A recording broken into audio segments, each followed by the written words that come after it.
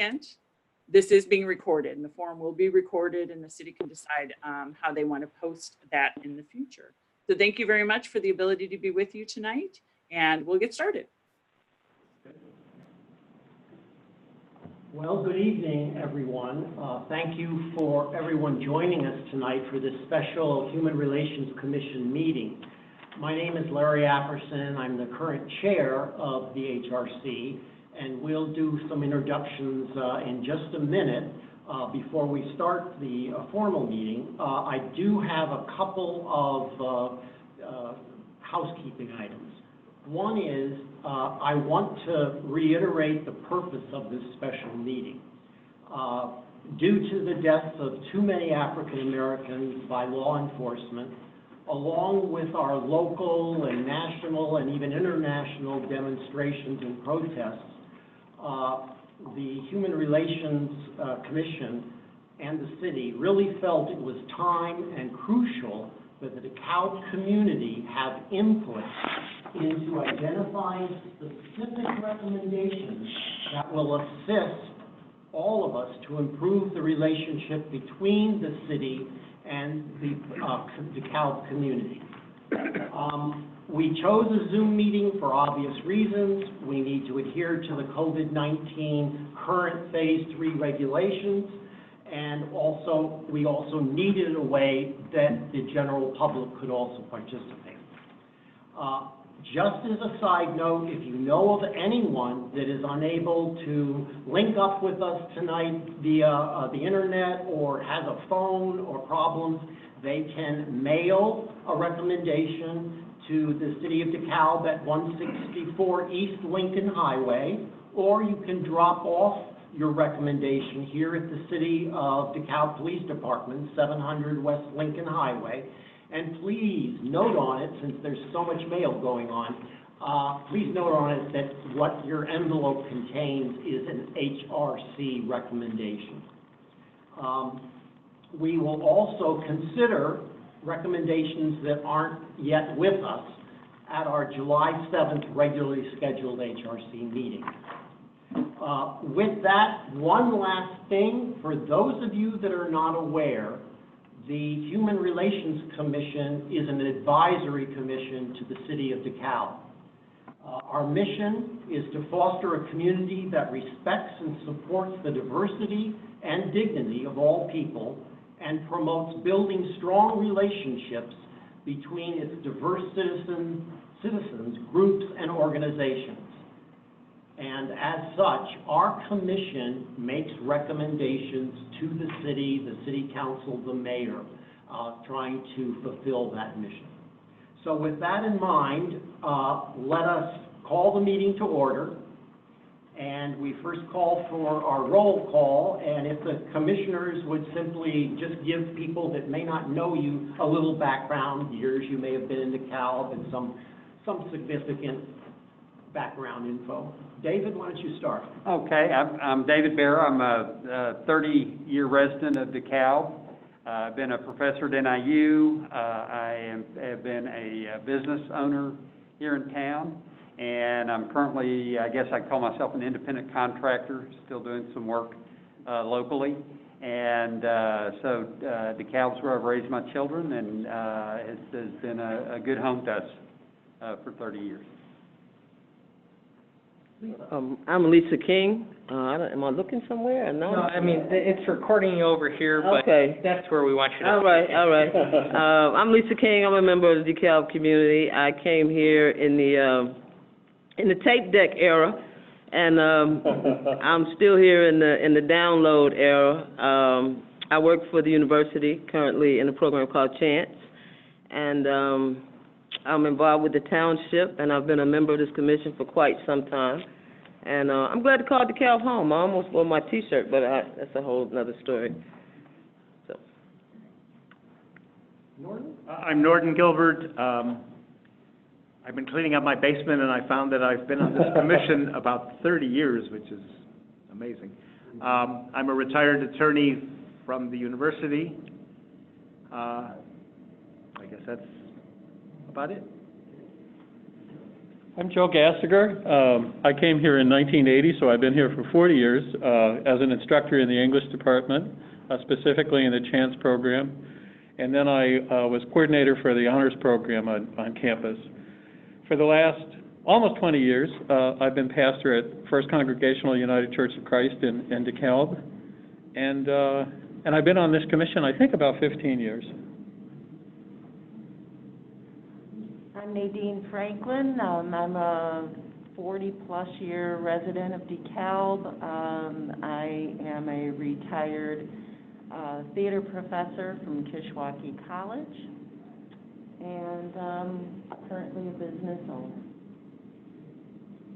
And I'm Larry Apperson, current chair of the commission, and I'm retired as Vice President of Student Services at Kishwaukee College, and have been involved in a number of community organizations for, the 20-some odd years, 25 years or so that I've been in DeKalb. Also with us, and the enviable task of taking some minutes, is Jason Blumenthal. Jason, you want to just briefly introduce yourself? Yes, I'm a management analyst with the city of DeKalb. I've been working for the city for about 3 years now, and it's been a lot of fun, and I'm glad to be a part of this commission. Thank you, and we're glad you're here. Also, you've already met Deanna Cada, who we very much appreciate helping to host the meeting with all the Zoom intricacies. Also with us here physically in the room is our mayor, Jerry Smith, and also our city manager, Bill Nicholas, and our new acting chief of police, Bob Riddell. We appreciate those individuals being here, and we also have one of our alder persons, Scott McAdams, is here from the 5th Ward, and he also has the enviable task of being the city council's liaison to our commission. So we appreciate his presence. With that in mind, I think we will entertain a motion to approve the agenda. So moved. Okay, is there a second? Second. Okay, the second. All in favor, aye? Aye. Okay, opposed, same sign. All right, we've got our agenda, and we have some minutes to approve from the March 3rd, 2020 meeting. I hope that you had a chance to look those over, and I'd entertain a motion to approve. So moved. Okay, is there a second? Second. Okay, second by Lisa. Okay, all in favor, aye? Aye. Aye, opposed, same sign. All right, thank you. Larry, could I interrupt just a minute? Sure. I just want to point out that First Ward Alderperson Carolyn Morris is on the Zoom. Oh, great, great. I'm glad Bill's eyes can take that out. Well, I noticed that 7th Ward Alderman Tony Favors on the call as well. Oh, great, great. Sorry, Tony. Yeah, thank you very much for joining us.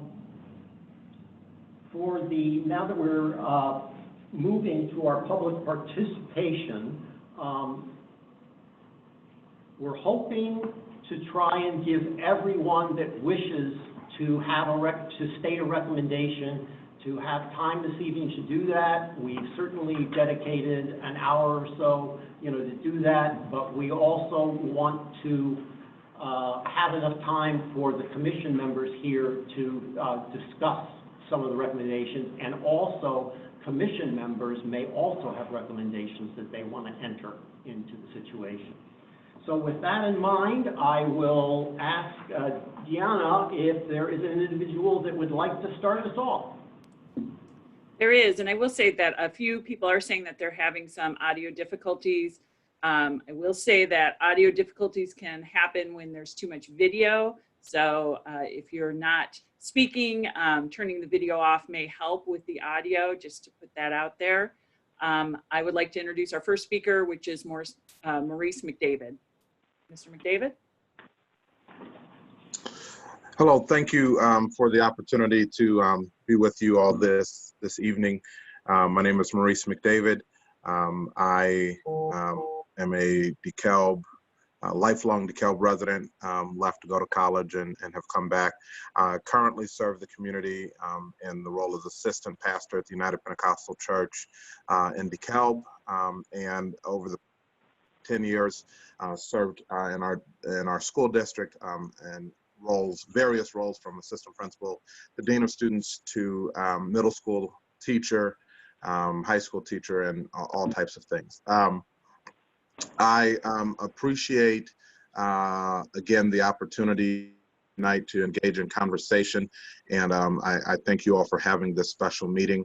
As I mentioned, I'm a lifelong resident of DeKalb, and so one of the things that I am very hopeful about is that this is more than a conversation, and I know that you've already made mention that it is an advisory board, and that the actual policy making will not be done here in this board. But I'm asking sincerely that this be more than a conversation, because when I was a senior at DeKalb High School, we began the process of coming up with a diversity plan, and that process did not finish until the year 2018. So I was, or 2017 or so.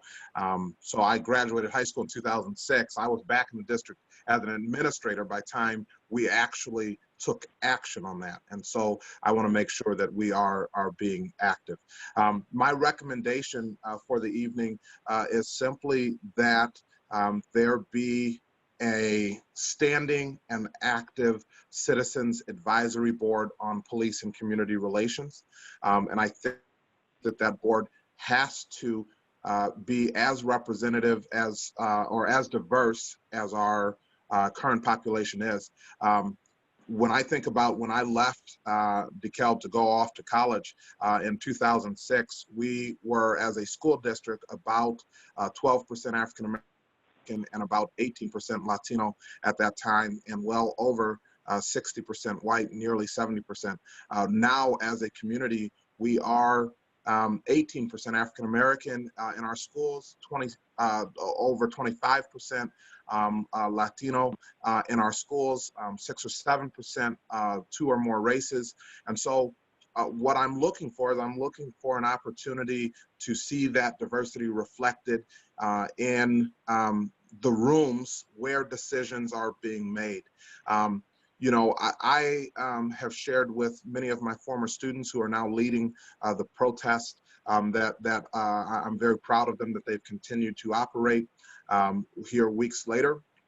But I've shared with them, you know, that one of the things that really needs to happen is that there has to be diverse voices and diverse experiences sitting at the table where those decisions are made, rather than simply allowing police or law enforcement to investigate themselves and to come to their own conclusions. Unfortunately, the old saying is that power corrupts, and absolute power corrupts absolutely. And so if we can diversify that power in decision making, I think it will go a long way.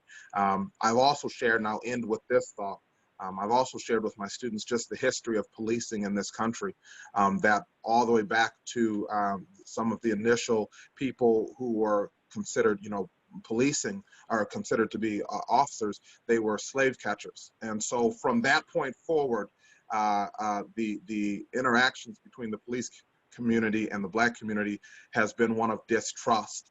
And I really believe that DeKalb can be that city set upon a hill, that model, if we are willing to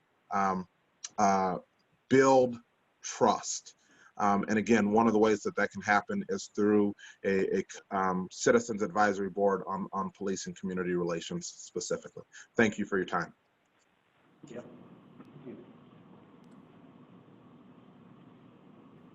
Thank you, Mr. McDavid, for your statements. Our next speaker is Sasha Cohen. Hi, everyone. My name is Sasha, and I have been a resident of DeKalb for approximately 3 years now. What I want to talk about is the fact that fundamentally our criminal justice system is not broken. it's doing exactly what it was intended to, which is oppress communities of color and oppress other socioeconomically disadvantaged people across the spectrum. The reality is that simplistic reforms and solidarity measures amount to doing the same thing as changing the drapes when your house is on fire. Until we have a very real and very legitimate conversation about entirely rebuilding the system from the ground up, that would be disbanding municipal departments, replacing them with public safety models, getting rid of officers and replacing them with crisis counselors, with social workers. Until those things are what we're talking about, we're just rearranging the chairs on the deck of the Titanic. Thank you. Thank you, Sasha. The next person we have is Shirley L.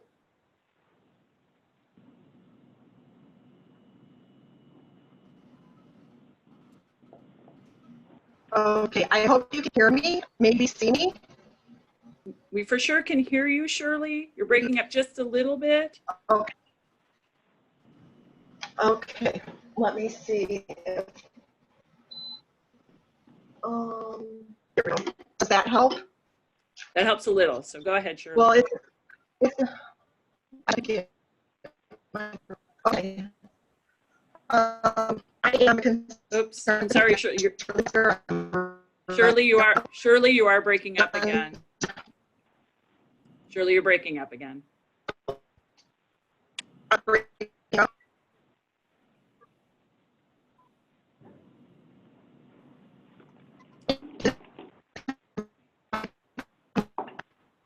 Shirley, I'm sorry, your video is really breaking up. We'll come back to you in a little bit. We'll come back to you in a little bit, Shirley. So we'll move on to our next, which is Mark. Hello there. Quick note for you. I've been living in DeKalb since 1981, since I graduated from NIU. A little bit of history for everybody, and I think this might be a good thing to possibly implement. We are in the process in the city of DeKalb, for those who don't know, of interviewing and eventually interviewing and bringing forth a new permanent police chief to lead our police department with the departure of our most recent chief. Back in 2012, some of you may recall, the city of DeKalb did something very unique, and it would be very nice to bring this back, where there were a number of committees and interview panels that consisted of religious leaders, city staff, business leaders, and most importantly, members of the public. They were all brought in to interview the candidates for police chief when Chief Lowry was hired. However, since then, the city no longer does that. And unfortunately, the hiring is strictly under the control of the city manager. Now, the city manager makes the final decision, but back in 2012, citizen input was a huge part of the process. So I'd like to see if the city of DeKalb would be willing to bring that back and allow public input into the hiring of our eventual new permanent police chief. So I just wanted to share that. Also for the committee, you just passed the meeting minutes from the March meeting, and I know a large number of members of the public attended and made recommendations to the committee. However, none of those recommendations were passed on to the city council. So I hope what goes on this meeting actually is brought forth to the city council so that the full city council can hear what everybody had to say. That's all I have. Thank you. Mark, if I may, we do have an update on exactly what the city is doing for inclusion of individuals on the interview process. Bill Nicholas, I think, can bring us up to date. All right. Bill Nicholas, can everybody hear? Okay. Yeah, just an update on what's really happening. So, former interim chief John Petrogallo announced that he was retiring rather than pursuing a permanent appointment. That was at the end of January. And within several weeks or so, a profile was established. and we went out for a search with the council's awareness. And it was always our intention to have committees set up as Mark had described them. And then COVID struck us, and we suspended the search. The search is still suspended until such time as we can gather together without masks. There's a lot of irony to that. But more important, there was always the intent to have citizen committee and employee committee, law enforcement committee, and then ultimately the council. And members, I see some pictures of people on the board tonight were approached to see if they're interested. Those committees were not organized because we had no timeline we could honor since about the first part of March. So that's where we are. And the other thing that I wanted to do was to listen to what people are saying. We've been doing that over the last month, and we'll continue to do that until we understand whether we want to change the profile of the kind of person that we're looking for. And I might just add before we go to the next speaker that the HRC hasn't been able to pass on the discussion at the last actual meeting because of COVID-19. We're just going to have our first regular meeting on July 7th. I'm sure the recommendations that were spoken at our last HRC meeting will become a part of these recommendations, and we're planning to consolidate, et cetera, review, and try to then pass that all forward as recommendations to the city. So our next speaker, please, Deanna. Our next speaker is going to be a phone call speaker, Dory Bird. Hello. We can hear you, Dory. Hi. Okay, thank you, Deanne. Thank you, Larry Apperson, and good board members. I am a 70-year-old grandmother, been here 41 years or so, raised children here, and I do not ever want to see helpless people being tortured by police officers in the streets of America. I do not want to see helpless people who are handcuffed, being tortured, being tased, and asphyxiated. And I feel that this is a crime against humanity.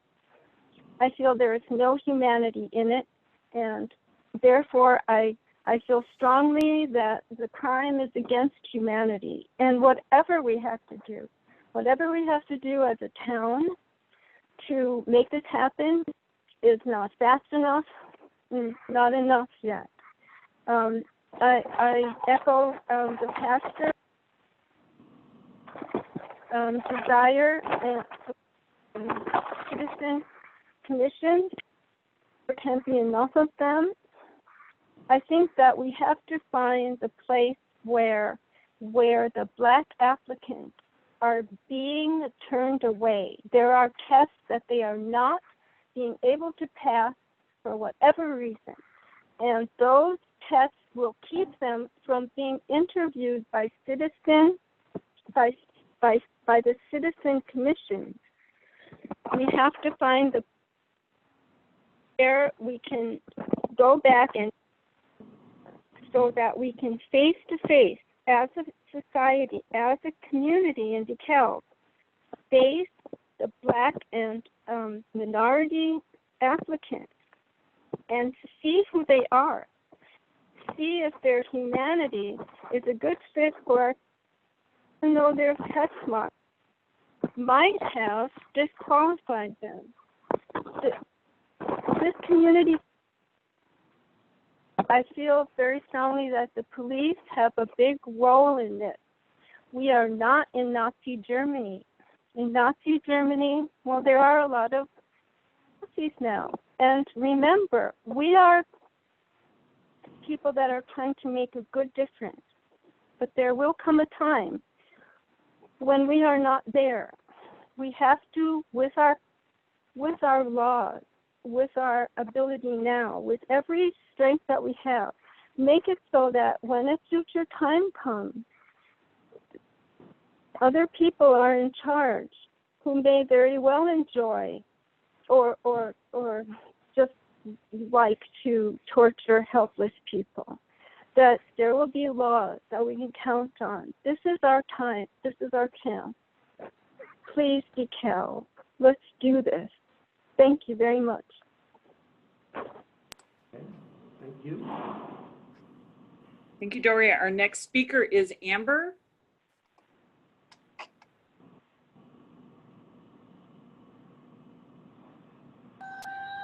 Hi, thank you. Sorry it took me so long. I had to unmute my screen, my volume. So I went to a couple of the protests and I met with community members of color that I'm friends with, that I grew up with, or that I've met over the years, lived here my entire life. And I see a lot of changes in the last 15 years in our police community that are not good.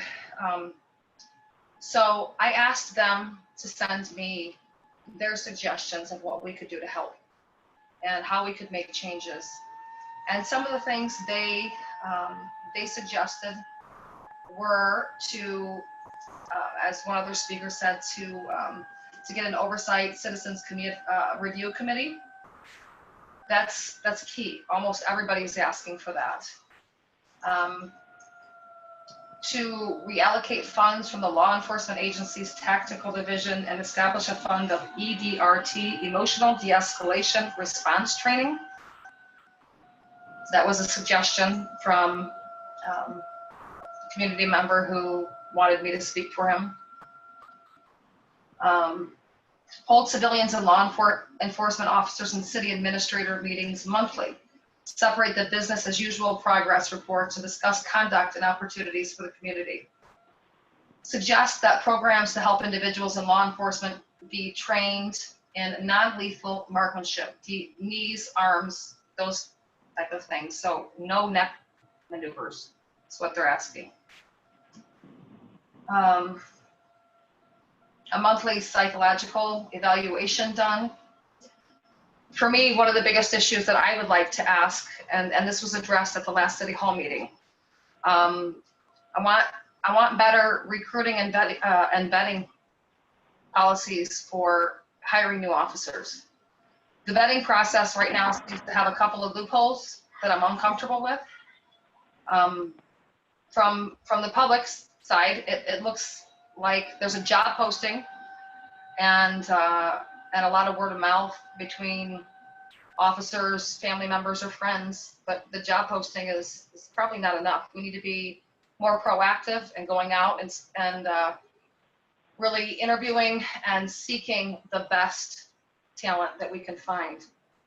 And I asked at the last City Hall meeting, it was brought up, would the police department agree to a policy of not hiring police officers with previous excessive force complaints? The answer was somewhat ambiguous, and I think it may have been just because the question was asked without a lot of time to investigate the process. But what seems to be happening is that maybe there's not a lot of communication there, but between the different departments that handle this. So when a new officer is vetted, they're interviewed, the background check is done, but the background check is checking for criminal background, not previous excessive force complaints. That is huge because almost all of these horrendous, awful police brutality, murders, battery committed by police officers against civilians, almost every single one of them has had multiple excessive force complaints against them with no action taken. So when we're vetting our officers and we see excessive force complaints, and even if there's no action taken, that doesn't matter because it is notoriously difficult to file a complaint against an officer. Police departments have in the past notoriously been they brush them under the rug and nothing happens. And then these officers are back out on the street doing the same thing until something awful happens and it's caught on the news. Let us not assume that risk. Let us be proactive and say, no, we will not be a community that does that. We will be a community that vets our officers better, and we recruit for the top talent so that our officers can shine and our community can trust the officers, and we can get over this. In my opinion, it starts there with the officers we're bringing in. And this loophole of the officers doing the background checks, there has to be some kind of oversight there, because there's a lot of nepotism that goes on in police departments with, you know, oh, that's my best buddy's son, let's bring him in. And so if there was excessive force complaints in another police department, we're not going to know that, because the background check is going to show criminal complaints. So we need more transparency, better vetting, and you know, get rid of this loophole, get a citizens review board. And I would like the police departments to commit to a policy of not hiring officers with excessive force complaints. It opens us up to liability that we just don't need for our community's safety and for lawsuits. I think that's one big step to gaining the community's trust. A lot of other issues, but I'll let other people take the baton from here. That's one big issue that I want to address. So thank you for your time. Thank you, Amber, for your words and your suggestions. I'm going to introduce Shirley again and see if we can have better connection to her audio this time. Shirley?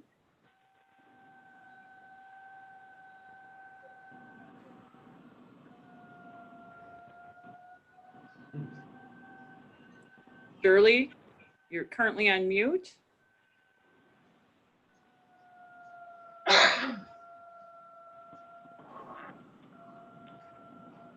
All right, we're still continuing to have problems with Shirley's audio. Let's move to Sarah. Hi there, thank you. So I sent in a FOIA request, let's see, just over a week ago. It looks like, I think 9 or 11 days ago. And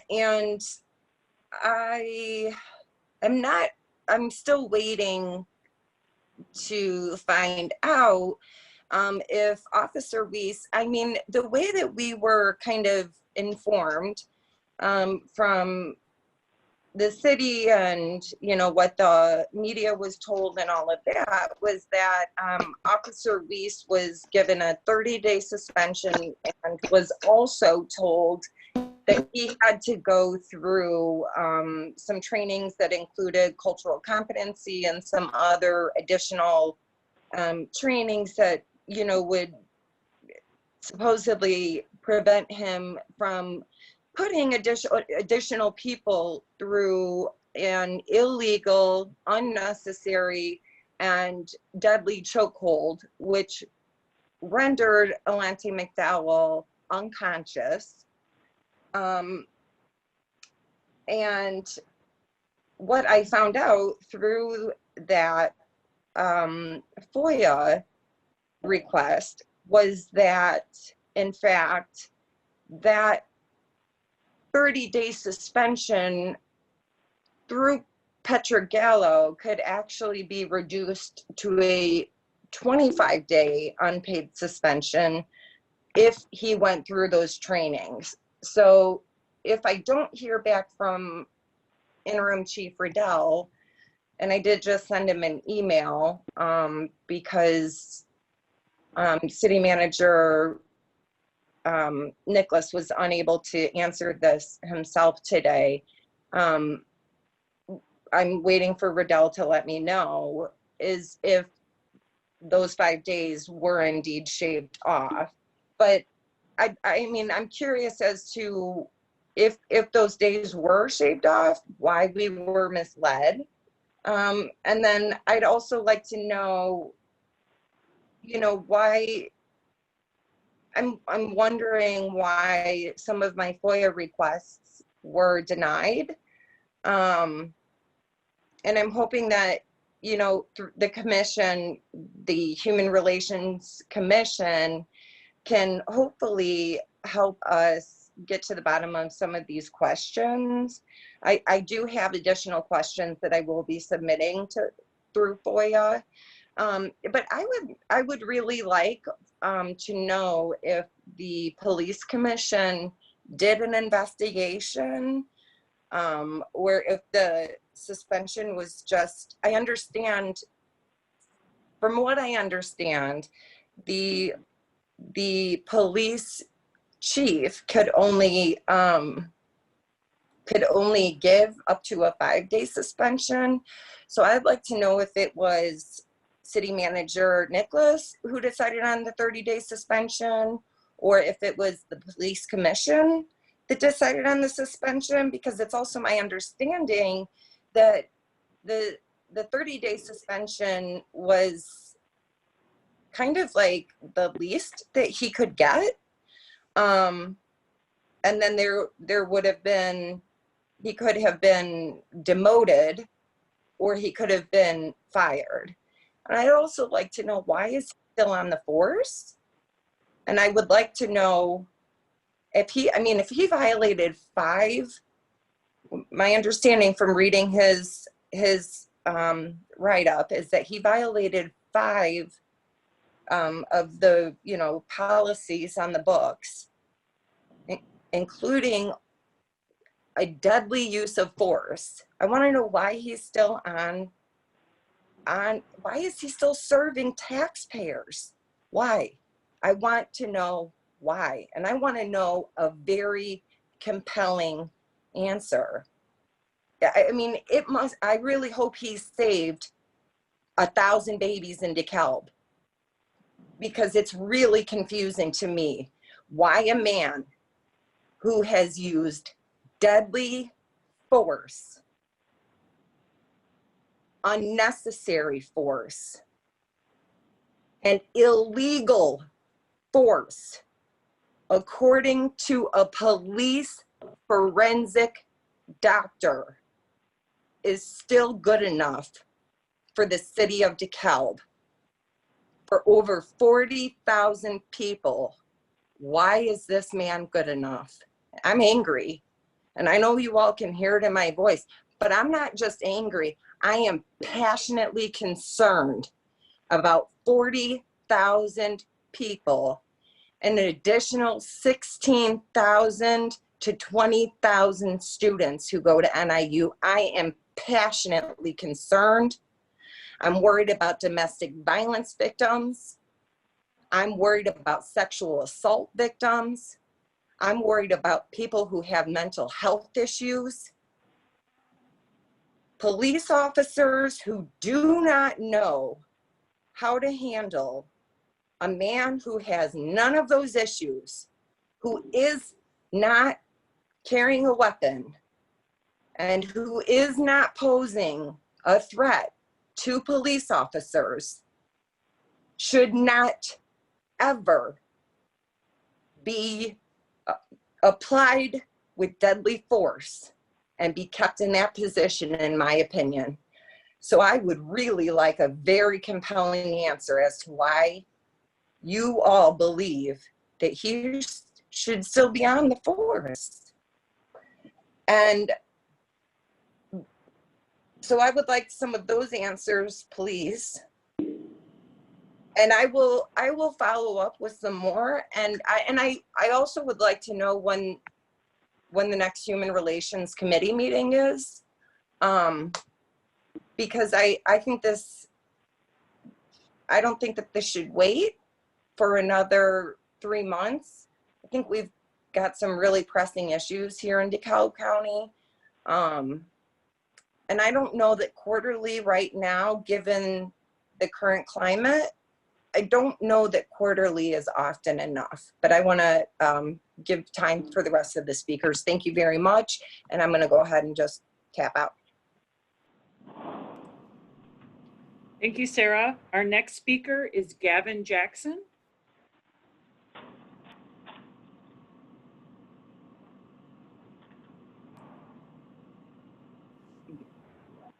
Howdy. Hey, I just want to echo what Sarah said. You know, it's kind of sad, but she is a journalist, so she's doing her job. It's funny that the county and the city is not doing their job.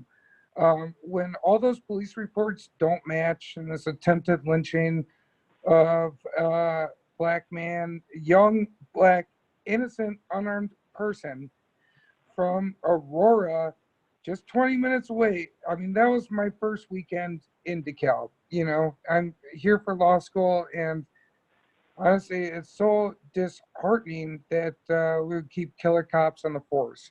You're just basically making the decision that you've already paid your insurance policy, and you're going to allow whatever the police do to do whatever they do. But the problem is, it's not just the insurance policy that you pay. It's the fact that you pay for public safety, quote unquote.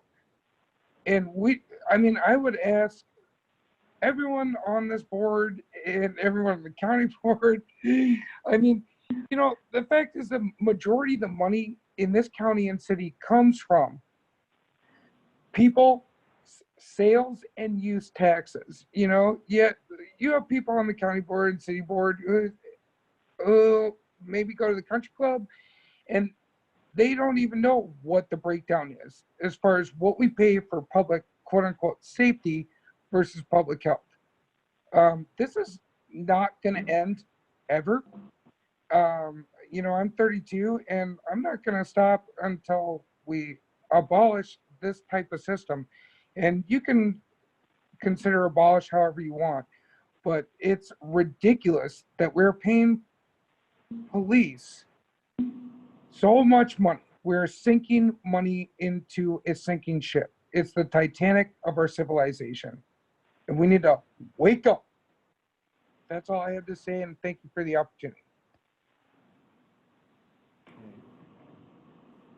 Thank you, Gavin. The next speaker is Shrestha Singh and Reverend Eric. Hey there. I'm Shrestha. I'm Eric. I'm the pastor of the Federated Church in Sycamore and a DeKalb resident. We just moved here within this past year, so we're newer residents to the area. And yeah, well, first of all, I want to agree with what a lot of folks have said already. Sasha, Pastor Maurice, a few other folks as well. I think this is, what's the word? A fruitful, promising time, even though it's a time of a lot of unrest, it's a time of a lot of opportunity. And so I just wanted to talk to a few points that people made already. So at the last city council meeting, I know that, I know Carolyn Morris, who was on here, and a few other folks talked about 8 Can't Wait as a police reform measure. And I wanted to talk about that a little bit. There's supposed to be 8 reforms that make the police safer and more accountable. The problem with that is that a lot of cities across the nation have already adopted those reforms, but a lot of racist and violent police departments actually have already adopted those reforms to little or no effect. The LAPD has them, Chicago has a few of them, San Francisco has adopted all 8 of them, and all of them still have problems with police brutality and use of force. And so there are alternatives, and I want us to kind of like come together into communally imagining what those alternatives could be. For example, just as a few days ago, I think the San Francisco police, the San Francisco mayor decided that police officers are going to be replaced with trained, unarmed professionals to respond to calls for help on non-criminal matters like mental health, homelessness, school discipline, disputes with neighbors, and that's going to be part of a long wave of police reforms. And I know that the word abolition has been thrown around a little bit, and I know that it can be a scary word because it's like, what are we going to do if we abolish the police? But I mean, really what it means is just imagining what it would look like to invest in our community proactively and create kind of safety and security from the ground up. And like studies, life experience, many of us know that like building a healthy and safe community is about being proactive and not reactive, like actually meeting people's needs. I did a little bit of digging on our city budget, and it looks like the general fund of our city spends about 3% of its budget on community development, which is a little bit over $1 million. And there's also a community development block grant, which is about $600,000. And that has covered sidewalk improvements, free internet in the Annie Glenn North neighborhood, a few public safety measures, also funds improving affordable housing, services at University Village Apartments, and a whole lot of things. And that's all with, I think, if I'm reading this correctly, $600,000 out of that one grant. And then on the other hand, our general fund has been spending about 38% of its budget, so about 10 times that amount on the police. So that's about $14.5 million. And so kind of what I'm inviting us into is imagining a city in which instead of tens of millions of dollars being spent on the police, that actually being spent on meeting folks' needs, on improving housing, safety, education, mental health services, after school programs, because those are the things that actually create a safe community. If we're talking about protecting and serving, those are the things that actually serve our community. And Eric, you wanted to say a thing or two about budgets. Yeah, I think, as we were looking at our city's budget and where resources are allocated and what they go to and the percentage and the breakdown, I think it's worth reminding ourselves that budgets are moral documents, and they tell us where we place our value, who we value, how much we value them, how much we value certain parts of our community versus other parts of our community. And I think it's important for us to look at our budget, not just as a bunch of these numbers, and it's confusing and overwhelming, but to look at and take seriously as we put a budget together, how it reflects our deeply held values. Because we don't get to say that we are a good and generous community and all of these different things that we like to think of ourselves as, if we're not actually taking action that reflects that our actions are what reveal the fruit of our actions, not just the words that we throw out there. And so, I just invite us again, as we imagine the alternatives, to see, part of it seeing, instead of all of these categories falling under the police, and just training and de-escalation, et cetera, to see the police as one piece that falls under a larger umbrella of how we distribute resources throughout the community and what we invest in, so that the police are not the core, the center of where we put our funding. And so it's not just incremental change or reform, but a fundamental reimagining, which again, other places are already doing, so we don't have to make it up entirely. And of course, people are gonna ask, so what happens when someone breaks into my house, and what happens when this happens, et cetera, et cetera. So I'm not saying that we just, again, abolish the police and have an anarchy. It's not like a free for all, but it's a process of reprioritizing where our money goes and who we prioritize. And instead of like policing more and investing less in certain areas, investing more and policing less. And I think, again, the true measure of any society is how it treats those that its structures have made the most vulnerable. People are in vulnerable situations, not just because they haven't worked hard, et cetera, but because of the structures that have created these conditions. And so we need to, again, just fundamentally reimagine how those structures are serving our community, beginning with those who have been made most vulnerable by them. So that's all. Thank you. Thank you for your statements. We are going to try Shirley again and hope third time's a charm with her. She's calling in this time. you hear me? We can hear you, Shirley. Thank you. Awesome. I am Shirley Lassiter, and I'm a concerned citizen. The purpose I'm calling into this meeting is to raise awareness for a Black woman that has been incarcerated since November of 2016. Her name is Keela Moss. You can search the Dekalb County Circuit Clerk online records with her name, Moss Keela, to see her specific case information. You can also search the Daily Chronicle articles with her name. After reading the articles, I learned the abuse of this woman was witnessed by a resident here in Dekalb County. She received an order of protection. While she was hospitalized, he showed up to her room. She also sought assistance from Safe Passage. Her abuser gained entrance to her apartment.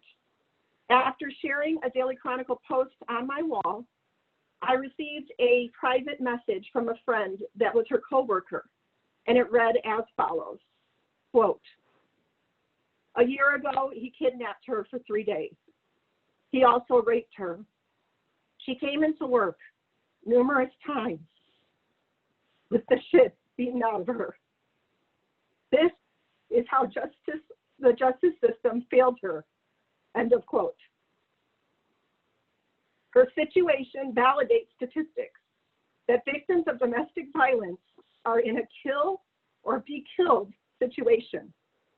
After all of her attempts failed, she walked into the Dekalb Police Department in November of 2016 on her own accord to let the police know where to find her dead abuser. She remains incarcerated with her trial delayed due to COVID-19.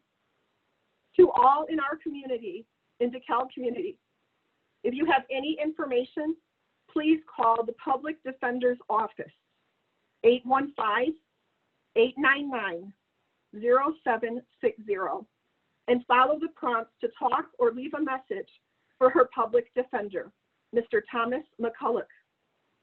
To the Human Relations Commission and our state's attorney, I request any and all resources available be used to review the history of repeated violence against Keela Moss.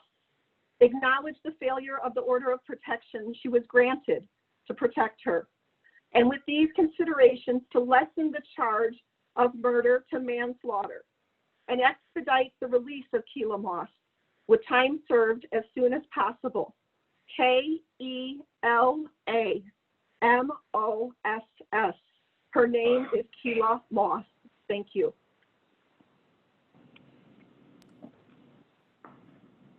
Thank you, Shirley. Our next speaker is Linda Slavon.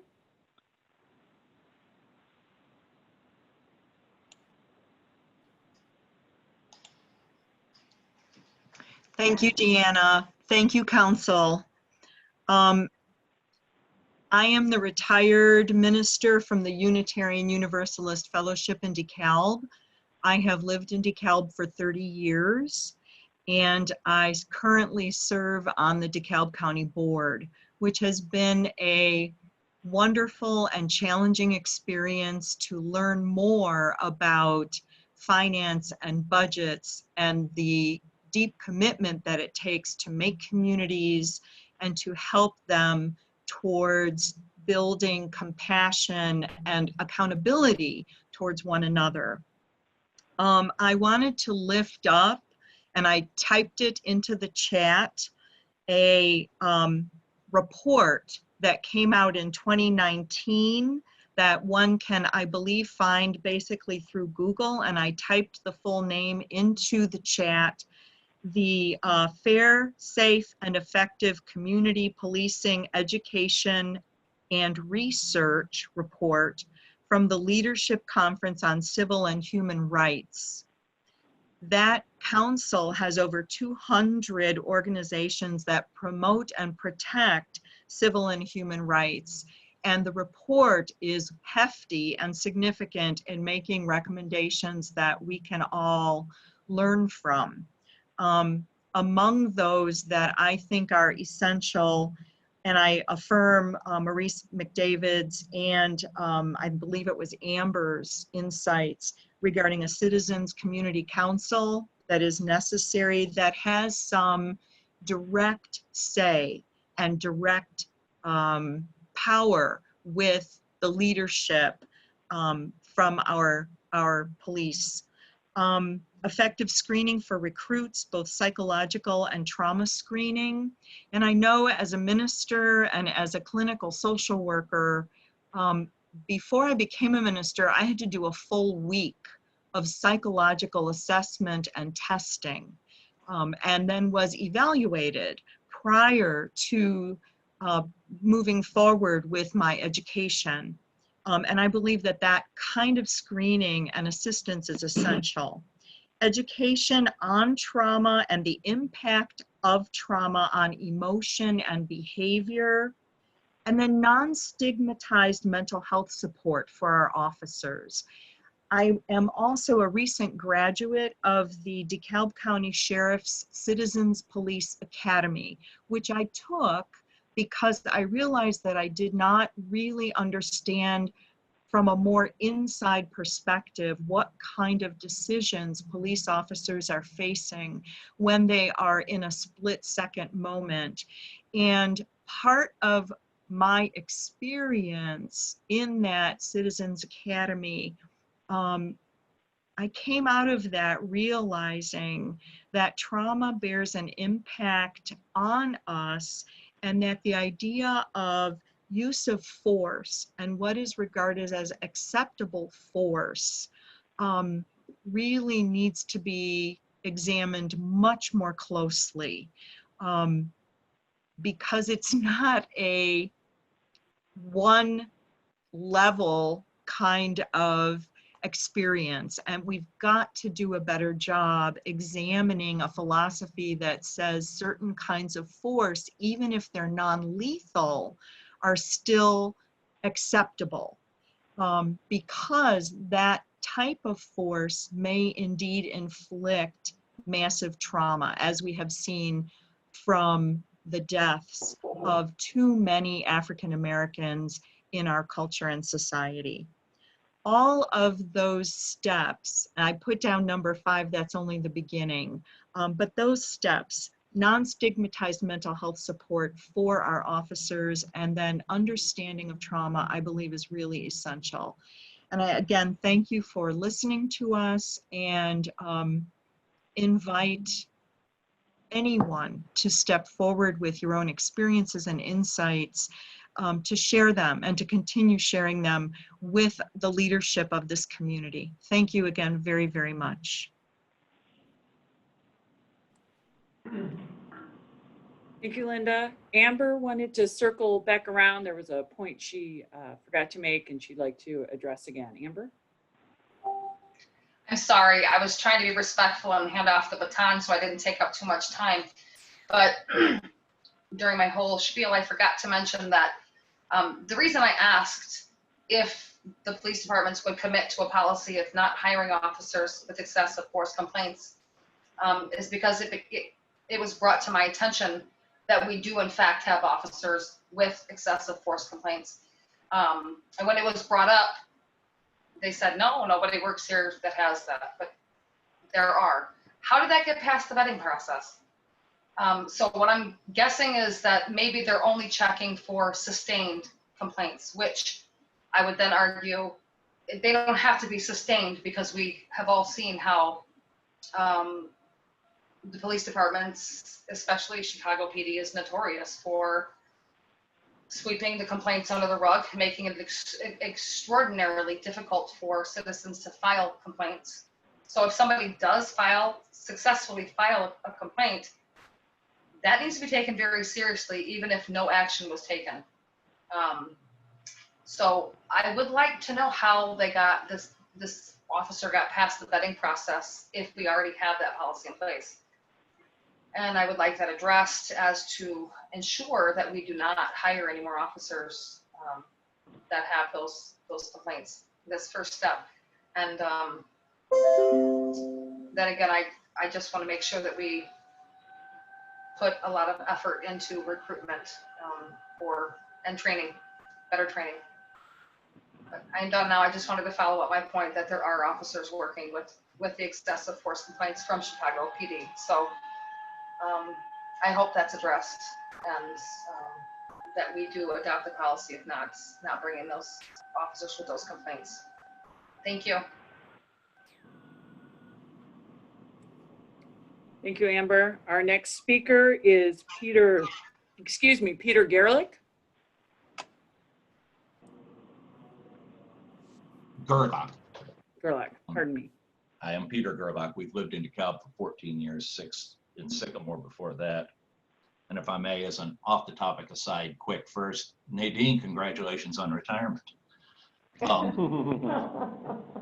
I wrote a letter to the commission, which I would like to read for everybody's thoughts. I would like to take this opportunity to share my thoughts on the problems with policing as currently practiced in the U.S. in general, and how that is reflected in DeKalb. The situation we now find ourselves in has, as I see it, 2 main roots. The first is that all American policing and the philosophies behind it have evolved from the original American police forces, the slave patrols. This has led to a system of policing that is intrinsically racist to such a degree that the personal attitudes of individual officers become irrelevant, and even African American officers are conditioned to equate blackness with criminality and threat, and has led us to the point where, as near as can be figured with no official national tracking of police violence, police in the U.S. kill an unarmed African American on an average of once every other week, almost always with complete impunity. The second root is that this basic underlying problem is exacerbated by the ever-increasing militarization of the police, the disregard of the guardian mindset in favor of the warrior mindset. There needs to be a massive effort, both nationally and locally, to retrain police attitudes to the guardian and to remove those who find the transition distasteful from police service.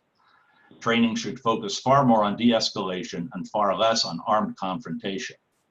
How to go about this basic revamping of police mindset is beyond the scope of this letter, or I must confess my capabilities. There are experts, I'll ask them not one. I would, however, like to urge the department to fully move in that direction. And in the meantime, to offer some suggestions for smaller steps that would help ease the department in that direction, in the hopes that even small outward efforts will point the direction to better policing.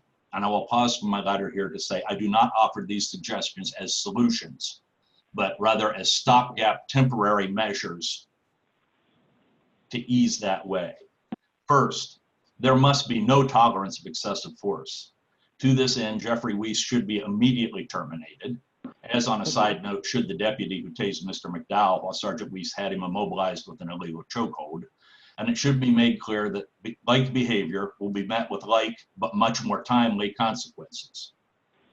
Second, police should wear police uniforms, not military-style BDUs. The old saying that the clothes make the man really does apply here. If our officers are so set on playing soldier, there's a recruiting office on Lucinda, I'm sure would be delighted to talk to them. Also, while I understand the desire and probably need for officers to wear body armor, wearing it on the outside of the uniform is a display of aggression and hostility. Put it under the uniform. When I was a substitute teacher in District 428 schools, I had contact with 2 resource officers. One wore his vest under his shirt and was invariably polite and helpful. The other wore it outside his shirt and was arrogant and short-tempered to the point of manhandling students and being aggressive toward parents coming for teacher conferences. I don't know whether the hidden versus displayed, and it isn't shown or visible, it is displayed, armor was cause or effect, but there is definitely a correlation. And a further thought on resource officers. Get cops out of schools. Their presence serves no end except to escalate what used to be and should still be disciplinary matters into criminal ones. Then there is the matter of weaponry. First, I do not know what military weapons, such as fully automatic rifles, grenade launchers, and the like that the department holds, but it must divest itself of all of them. Also, I've noticed that the common practice of DeKalb PD is to carry a Glock sidearm with 3 spare magazines. Depending on the model of Glock, that is either 61 or 69 rounds of ammunition on the officer's person, and that's just what's openly visible. At the Battle of Antietam, the bloodiest day in American history, the average soldier was issued 50 rounds, and this was for a weapon that an expert could fire 4 times in a minute. With the Glock, just about anybody could run through all 69 rounds in that minute. Does the DeKalb Police Department really anticipate facing a stronger threat than the Army of Northern Virginia? While I understand that adopting the British model of police not carrying firearms is highly unlikely to gain traction in this country, the problem could be easily mitigated. Issuing 6-shot 38 caliber revolvers and banning reloads and backup guns would both lessen the officer's natural tendency to regard the available massive firepower as a main component of their occupation, and like hidden vests, would present a far less hostile and threatening image to the public they are supposed to be serving. Further, a civilian is a person who is not a member of the military. The police officers are themselves civilians and should be forbidden to refer to the public as such. This may seem like a small matter, but every step to increase the us versus them mentality that permeates policing is a step well taken. Then there is the manner of patrol. The late Kurt Vonnegut once wrote that most of the problems between police and the general citizenry came in with the adoption of the radio car. In his youth, the police officer was just a guy in the neighborhood with a job in the neighborhood. And by walking a beat, he, at the time Mr. Vonnegut spoke of, it was almost always he. For flow of language, I'll stick with that convention and hope you'll accept it to include all officers without the linguistic gymnastics of covering all possible pronouns, was in the neighborhood, building relationships and keeping a finger on the pulse of the neighborhood. With the advent of radio cars, building relationships and keeping a finger on the pulse of the neighborhood. I'm sorry, I skipped a line there. With the advent of radio cars, the officer was sealed off from the people he is supposed to be protecting, instead riding through the neighborhood in a manner far more consistent with an occupying army than civil servants protecting the populace, contributing greatly to the aforementioned us versus them mindset. I recognize that some cars are needed for rapid response in extraordinary situations, but both the relationship between the department and the community and the quality of policing would be greatly improved if the majority of officers on duty at any time were on foot. As a final thought, every time I read about an acting chief in the Chronicle, it crosses my mind that not only should the position be filled on a permanent basis as soon as possible, but the department could do a lot worse than to seek out and recruit Don Grady, one of the few police officers I have encountered who seem to understand that the proper role of police is, as so many patrol cars proclaim, to serve and protect, rather than the far more common attitude of confront and control. Thank you. Thank you, Peter. Our next speakers are Jen, and Tom Stamatakos. Oh, okay. Stamatakis, close enough. We second the many thoughts here about reimagining public safety entirely. And we also would like to highlight the need for, I'm not a big fan of zero tolerance in general, but if there is one thing that I think that there should be zero tolerance for, it would be excessive force. So I think that we should have a zero tolerance policy for excessive force. I think that should be made retroactive so that any officers who have been charged with it are fired. And I also think that it needs to include the records from previous employment so that we don't harbor someone who was ejected elsewhere. Hi,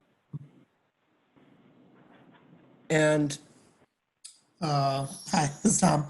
I just wanted to say that, reimagining policing and protecting the public and serving the public, I would like to propose that rather than just an armed response officer showing up to virtually any situation that someone can call 911 for, that there should be a partner, a non-armed partner who is a social worker or a counselor, someone trained in human relations and compassion that could help really take care of most of the situations that that 911 calls for, and also that in and of itself presents a measure of supervision of each other, both the armed response officer and the social worker working together as a team,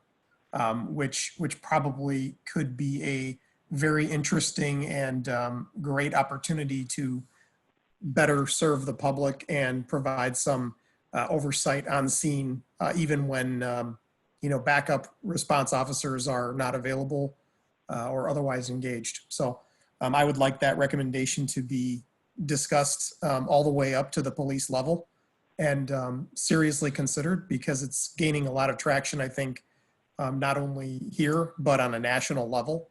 And I think it's very valuable. So thank you.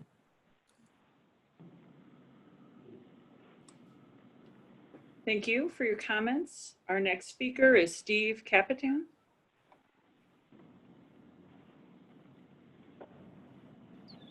Okay, I think I'm unmuted. You are, Steve. We can hear you. Okay. Does anyone know if the city's collective bargaining agreement has provisions that require deleting disciplinary records after some period of time?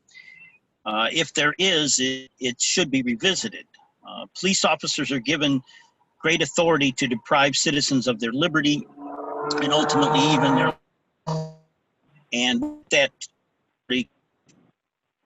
ability. Governor Pritzker is considering calling for a police licensing law at the state level. The city should pass a resolution in support of that effort and that initiative.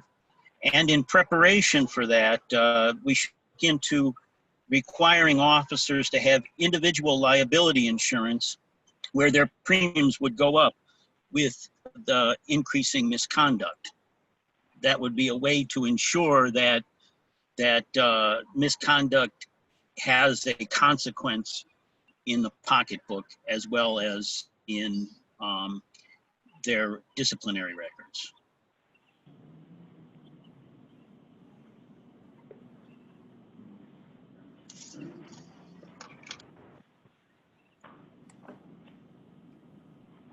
Steve, does that conclude your comments?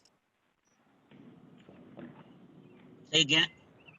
Does that conclude your comments? Yes. Thank you. Our final speaker, if I don't hear from anybody else, is Peter Lindsay. Can y'all hear me okay? We can hear you, Peter. Excellent. Getting in just under the wire. Yeah, I'll be brief. I've been hearing a lot more about the defund the police and reimagining what the police could be, and it more and more I've been thinking about this quotation that I heard recently. It was a man talking about being a parent, and about being a parent is working toward your own obsolescence, right?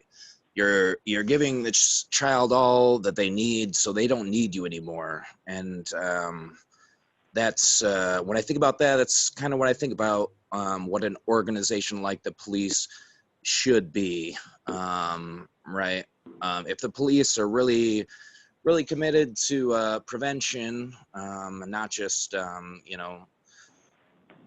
solving crime after the fact, and us as a community, we should really be, the police should not be getting bigger and bigger and bigger every year. Should really be getting smaller and smaller and smaller if we're actually working towards these problems that lead to crime. Yeah, that's all I had to say. Thank you.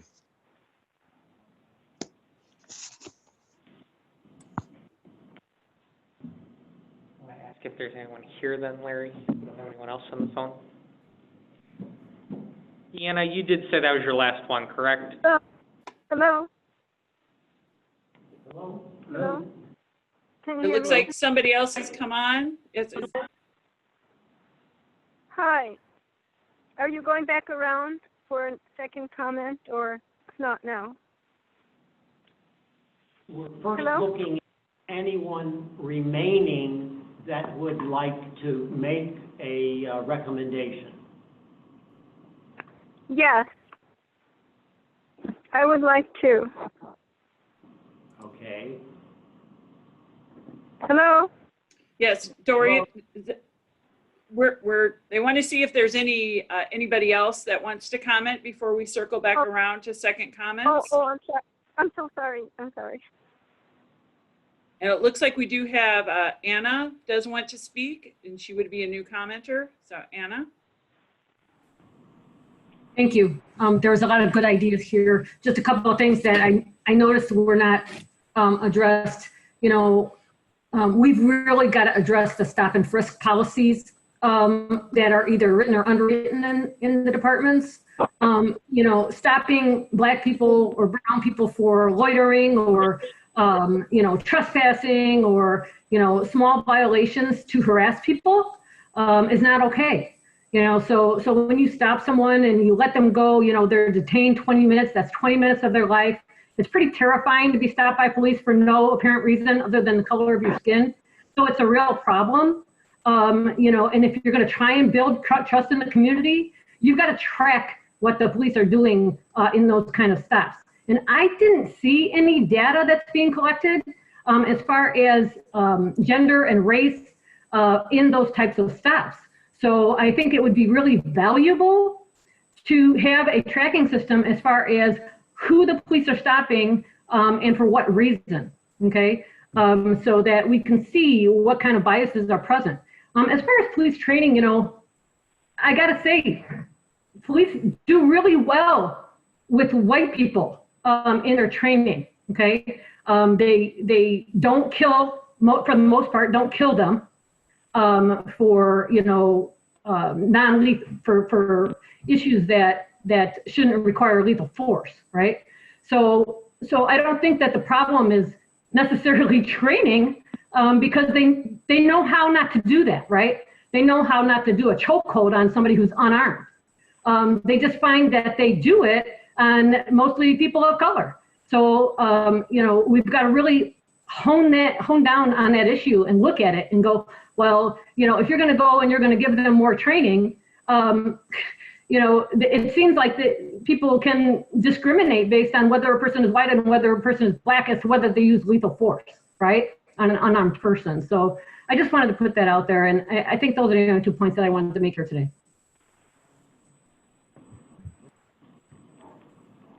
Thank you. We have Jessica next.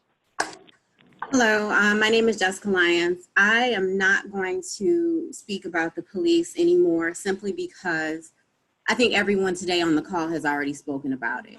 I know Peter went in and very well to talk about that, but what I do want to talk about is possibly a need for a DEIA officer that is not hired by the local police, but is hired by the community, which I heard that you talked about earlier. The other thing is representation, but representation with melanation in addition to the Black experience. So ensuring that when you hire people, it is not just due to the melanation or pigmentation of their skin, but actually having representation and truly understanding their need and having their experience and their voices heard and their support. So I guess where I'm going with that is something that has been really eye-opening for me was education for everyone. And ensuring that the city council themselves also get education.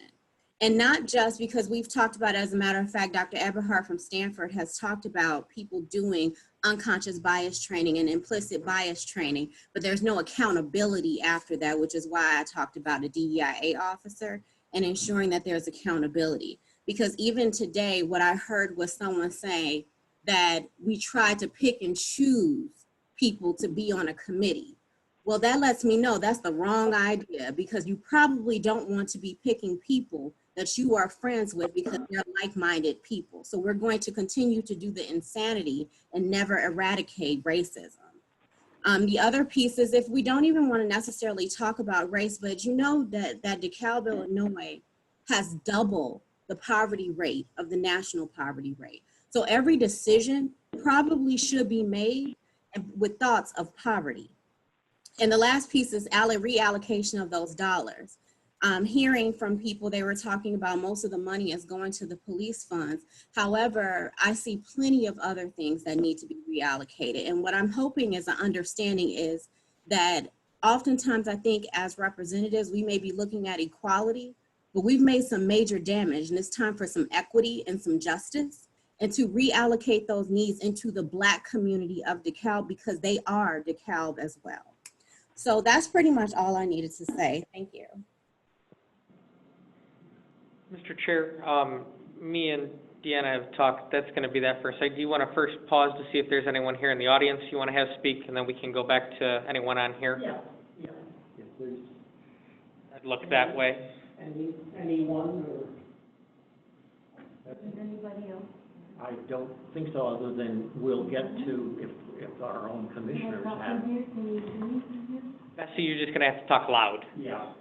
Easy to do for a middle school teacher. First of all, it's phenomenal to see the community coming together to speak out and be engaged.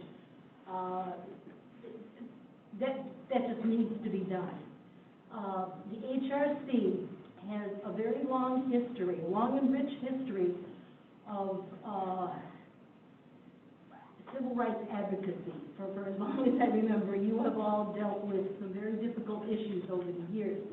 I would strongly suggest that the council, the general public, and even maybe the HRC perhaps take a look at minutes from past years to kind of get a feel for what the HRC's role is. I see the HRC as a catalyst in helping with the difficulties and the challenges that we face. And it's wonderful to hear so many ideas coming forward, and the hope is that policies and procedures will be put in place to help us resolve some of our challenges. But that won't work if we don't, as citizens, continue to be involved and hold our elected officials and ourselves accountable for making sure that things get done. It's incumbent upon us to do that. We have to be an involved society. I'm in my seventh decade of life, and there are many battles that have been fought over the years. And we think that we win something, we make a few steps, and then we relax, and you find out that it comes back to haunt you because you haven't done enough. So we can't be lazy anymore. We cannot be lazy anymore. And I would also like to, in my 10 or 7 decades of life, have learned that we should not be reinventing the wheel. We need to look and see what things have been working, and utilize them as best we can. I was talking to one of the officers today, and there are some programs that have been initiated over the years in the police department. Camp Power, the Compass program, the Ride Along programs. These are initiatives that have existed. Let's look at those and see how they can be expanded and utilized to help bring in other layers of our networking. It's not just police. It's also the social workers and the wonderful networking that goes on in this community and our citizens who DeKalb is way up there as far as volunteers. The mayor knows that. We've got good people in DeKalb. We do. Let's pull them in. Let's pull some of these young people who are out there to get involved and be part of the process. That's what I hope before I get into my 8th decade of life, that maybe some progress can be made and I can die a happy little Greek. Thank you. Thank you for all your hard work and such. You do a good job. Thank you. Is there any other recommendations or comments? Anyone here in the group? How about our commissioners? I've got some specific ones here. Mr. Chair, the only thing I want to ask, are we going to continue this as public participation, or are we going to move on to the next step? I would have to ask if Deanna knows whether we have more Zoom-sponsored public that still would like to. 2 people that have spoken, they'd like to make one additional comment, she told me. That's up to the chair on your decision. Yeah, let's just have the 2 additional comments, and then we'll move into the old business agenda for the commission to start discussing. Okay. Deanna, whatever order you want to do. Thank you. It's actually become 3, but then that is the last I've heard from anybody. So the first is Dory again. Hi. Go ahead, Okay, Dory. We thank can hear you. Thank you so much. Thank you so much. Okay, I'd like to talk about the next meeting. All the ideas that are here together. Can there be a meeting in a couple of weeks? If the commission is not ready to meet any more than quarterly, then can you please tonight appoint a commission or appoint an advisory committee to your committee, to the Human Rights Commission, an advisory committee of people who will give ideas and who will keep track of them and bring their ideas. And also, for yes? interruption, but just some facts that may be helpful for you. First of all, the HRC Commission meets the first Tuesday of every month. So okay. It's not quarterly. Oh, okay, thank you. We anticipate to be working on these recommendations, trying to categorize, probably trying to add some more to it because we may have people mailing in recommendations.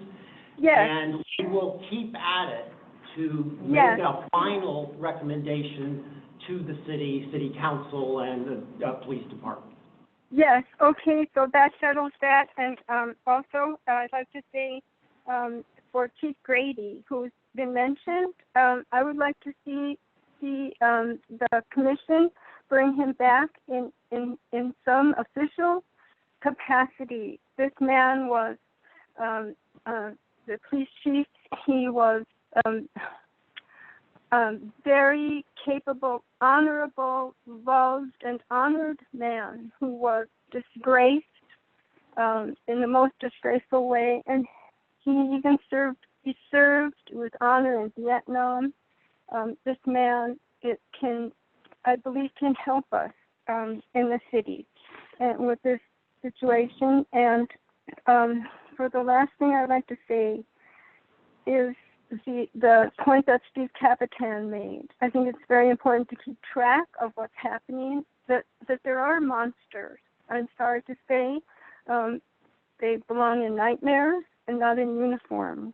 And I believe that no matter what training, and training is the best, but you can't train out monsters. They just learn how to be better monsters. So we need to make sure that we keep track of how many people could fit in that category by don't destroy, don't let records of force be destroyed, as it's possibly going to be done in Chicago. Okay, thank you very much. Thank you. Next we have Sarah. Thank you. I appreciate the second chance. I just wanted to address 2 additional kinds of questions that I don't think are going to be answered, but that I would just kind of like to pose.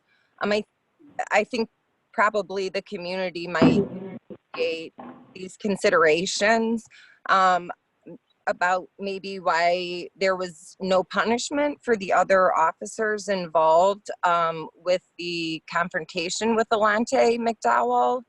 None of them stepped in on his behalf with Officer Weiss choking him. I think that a lot of people were relieved to see that in addition to Officer Chauvin being fired and arrested and charged, the others were as well. And I think that would go a long way here in Dekalb to see that those other additional officers be held accountable for their participation in the dehumanization and the brutalization of Alante McDowell. And also, I think, although I'm not aware of any recent settlements going towards any victims of police, I think that at the rate that we are going, that's a very real possibility in the future. And I think that instead of that falling on the backs of taxpayers, I truly think that that should come out of police pensions. And I realize that that's not something that can just happen overnight, but I do encourage policymakers and whoever is able to make that happen to start the wheels, get the paperwork going on that, because there's no reason that the people who are already paying police, the taxpayers who already pay police salaries, should also then have to pay when police screw up, and abuse the people who pay their salaries also have to pay when they screw up. So maybe consider how to make sure that that can happen. Okay, that's it. Thank you very much. Thank you, Sarah. And we're going to hear again from Jen and Tom. Yeah, Tom here. Thank you, Deanna. The other comment I wanted to make relative to police hiring practices. So for background, my father was a Chicago police officer. And I also at one time in life thought maybe I might like to pursue something like that. I'm actually really glad I didn't, because I'm not cut out for it, as we're finding many people. And with that, I remember, and I think it's quite common, that when job postings open for police positions, typically military veterans or National Guard or whatever are given extra points toward qualifying for filling the roles of police jobs. I would like to suggest that that be abolished from Dekalb, not because it's a punishment in any way against military veterans, but because from a rethinking policing standpoint and public service standpoint, you have a certain mentality, you have been trained in the arts of war, how to kill, the best ways to kill, how to control your enemy. There's a lot of different ways that you can phrase that, but essentially I feel like it goes against what really should be being taught, and that is being a servant, compassion, being a leader, being part of a community, and helping your fellow individuals and people in the community. So that's just something I think really could help pave the way for people to have another option in terms of hiring people that don't have that kind of training, that might have alternative training in human relations, social work, counseling, support endeavors, that type of thing. So that's all I wanted to say. Thank you. Thank you, Tom. And our final speaker will be Mark. That'll be our final speaker. Thank you. Just a quick note. I believe that since we are fortunate enough to have with us as part of the meeting our acting police chief and several elected members of our city council, I believe at least 2 of our members of our city council can speak without violating the Open Meetings Act. I would really like to hear, and I'm sure everybody part of this forum would like to hear some comments from our police chief, our mayor, and perhaps 1 or 2 of our aldermen. So if they're willing to speak during public comment, we're all ears. I appreciate it. Thank you.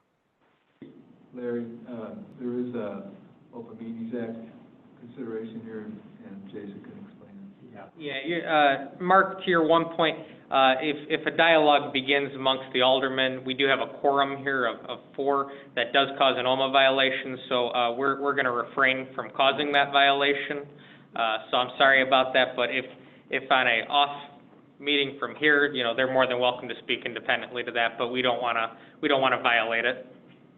I'm not sure if 2 speak were okay. There was no official attendance taken, and any alderman can be a witness to the meeting, but I believe participation would be limited to 2. That being said, since we do have our police chief, the first part of our question is, can we possibly hear some comments and perhaps some reaction from our police chief to the comments brought forth here tonight? That would be very helpful to the community. I was gonna say, Bob, you wanna come over? Bob, you do as you wish, but Yes. I think we wanted to hear what the commission wanted. Right, and we're going to get to that next. If Bob would care to make any comments? then I'll just please make do. a few comments. My name's Bob Riddell. I've been the acting chief now for 2 weeks. So it's been a very difficult time for the police department. We have, encountered things that we've never encountered in my 26, 27 years. We've been trying to work with the community the best we can, with keeping the community safe, keeping the protesters safe, keeping our officers safe, and I think everybody's been doing a wonderful job in working with one another. There's been some points brought up today that I have not thought about, so I got some soul searching myself to do to see what's best for this community, see what changes we can make that will make it better for us as citizens. As far as some of the things that we've done, just briefly, that we just did in the last day or two, we have put our policies online, so you can get on our police website and you can see all our policies. And really, we're here today to listen to what the community has to say and figure out what's best for the community in DeKalb, what's best for the police department, and how are we going to work together to make this a better city. So that's all I have to say for now. Thank you. As we close out the public input part of the meeting, I would just like to remind those that are still with us that you can still submit recommendations to the HRC. You can mail those to City Hall, or you could drop those off at the police department. I would urge you to make your recommendations as specific as possible. We have a number of long comments and with recommendations embedded in them. And our job is going to be to start wading through all of that and try to come up with recommendations that we think are clear and that can go forth to the city to review. So with that, I'll say thank you very much to everyone in the community for taking your time to give this important input to this commission.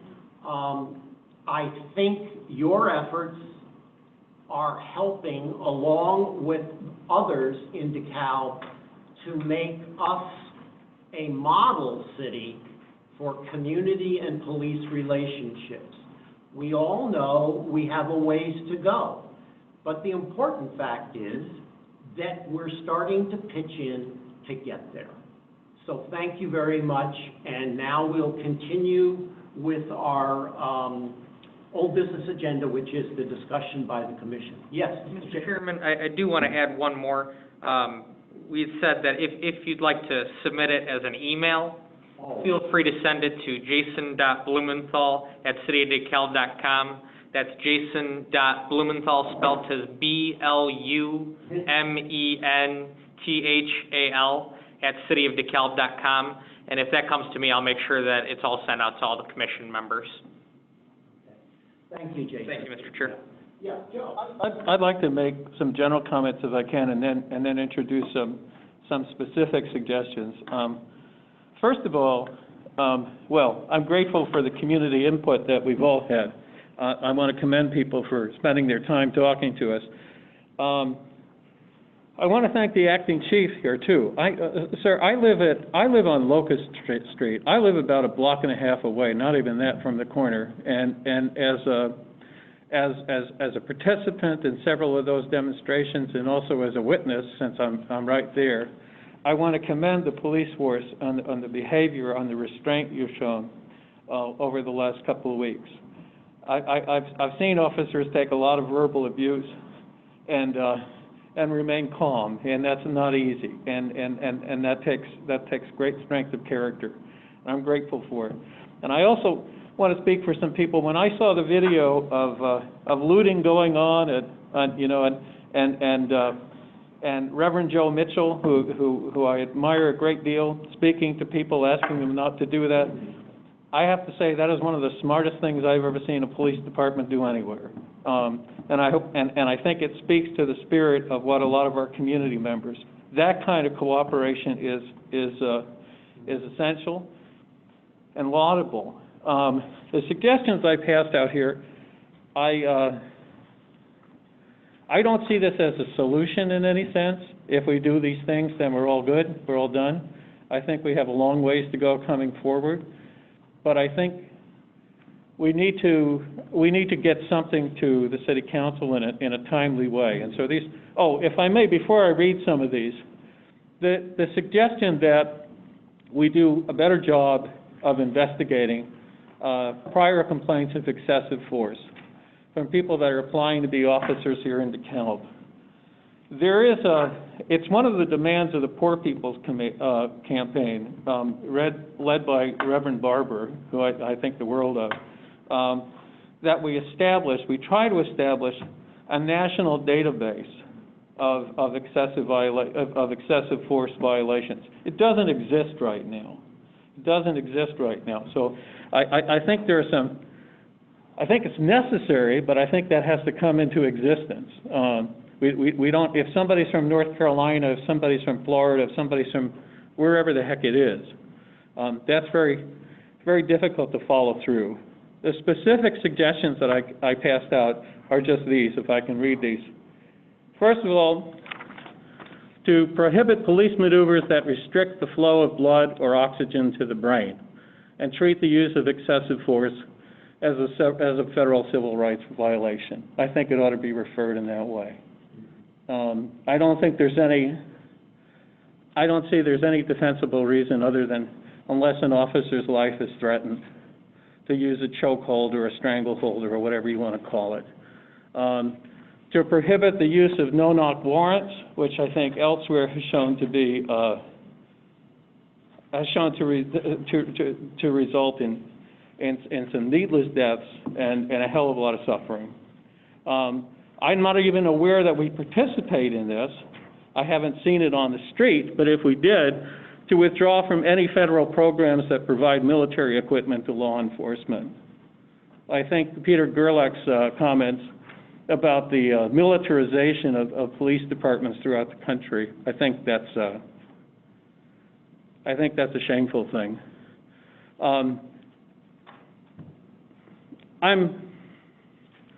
I don't like the term defunding police departments. I am certainly in favor of the concept. I think it's a label that immediately conjures up that this is punitive, that this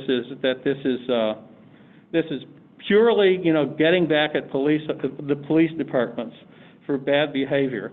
I think we have to find ways to divest from policing and instead make meaningful investments into health care and education and counseling services, as just about everybody this evening suggested. Because over the years, it's not just that police budgets have gone up, it's that the pressures, it's that the expectations, the range of responsibilities they've taken on have become overwhelming as well. It's been a long time since we heard from Chief Lowry, but he gave us an update some time ago of just how many calls a police officer responds to in a given day or a given week. And it's incredible. It's incredible. And that's everything from, lost dogs to domestic violence complaints to, traffic violations and so forth and so on. And we cannot expect police officers to be all places at all times without there be some consequences to their own mental health and their own family life and so forth. So I see this, first of all, I think we need better education. I think we need better mental health services. I think we need all of those things for the health of the community. But I also think we need healthier police officers too. And finally, my last suggestion here is that we have to hold police accountable for their actions by ending the qualified immunity doctrine in whatever way we can. The fact that, you know, you can do whatever it is that you do, but you're covered so long as you're doing it while you're acting as an agent of the city, that's wrong. I think officers, just like everybody else, have to be held accountable if they're violating the law. Thank you, Joe. Other commissioners, I know there were many and we're all at some points duplicating recommendations, but by all means, are there any other members that? Yeah, I like to first thank the members of the community, because I think they put forth some really thoughtful ideas and notions, and I imagine, like the rest of us, or at least like me, they've been watching, paying attention to the news and what's going on, and a lot of the ideas and the notions are covered publicly now because it's such a global crisis. I think it's important that we reiterate a position that we've had for some time on the HRC, which is that police officers have training as it relates to, we could call it sensitivity training, we could call it racial bias, we could call it intentional, unintentional bias, cultural competency. Officers need to have some idea about the people that they are interacting with, and I say that holding in mind that there is some training that occurs based on budget. So maybe a better statement would be that it needs to be a budget priority that is a regular part of the training, just like it is to fire your weapon and whatever else occurs. As I'm not a police officer, so I don't know all of the regular training, but I think that needs to be a piece of it. And I think it was, I don't remember who said it, but the irony of her comment was, well, we know they can do it because they don't, they're not violent or abusive when it's a white, I don't know, criminal or person that they're arresting, but it is other people. I also think that the police should probably connect it to the city, and this may exist, but it's not a complaint, that there's a public shared value system, and that is reflected in the way that they do business. And the notion of community policing, I mean, I would imagine these guys don't want to walk. I'm a counselor. They told me I had to walk instead of getting in the car and go to work. I might be healthier, but I might not be excited about it initially. I do think it's something to getting to know the community. And I will say, when Chief Grady was on Northern's campus, one of the things that he did was have the officers walk around to get to know people so that your first interaction with the community is not negative, right? So if I see you walking down the street, I'm like, hey, Officer Bob. And then if Officer Bob has to pull me over, I'm like, oh, man, come on, Officer Bob, you know me. He's like, I do know you, but I also know the law, right? And so my relationship with Officer Bob is enhanced because of his presence, and not just as a force, a viable force that I'm here to correct you if you're wrong. I think also there needs to be some outlet, and I think Linda mentioned this, that when officers have had a heightened encounter, right? So maybe it was a violent situation, maybe the gun went off, that officer has to have a pause before they go back out, because if I have a bad day with a student, I take a pause. I might say, you know what, I'm going home. It's been a day, and that's okay. I get to do that. I don't know what that process is for officers. What I've heard officers say, not necessarily in this community, you got this long shift, then you go to home, you come back, you work another shift, and the way that occurs, it doesn't allow for kind of downtime.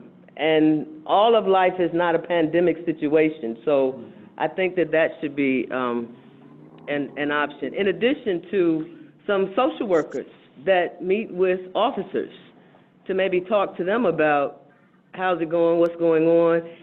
And I don't know if officers get updates on what's happening in the community. I would imagine in some ways that they do. but they may see some patterns. So I think that that's important.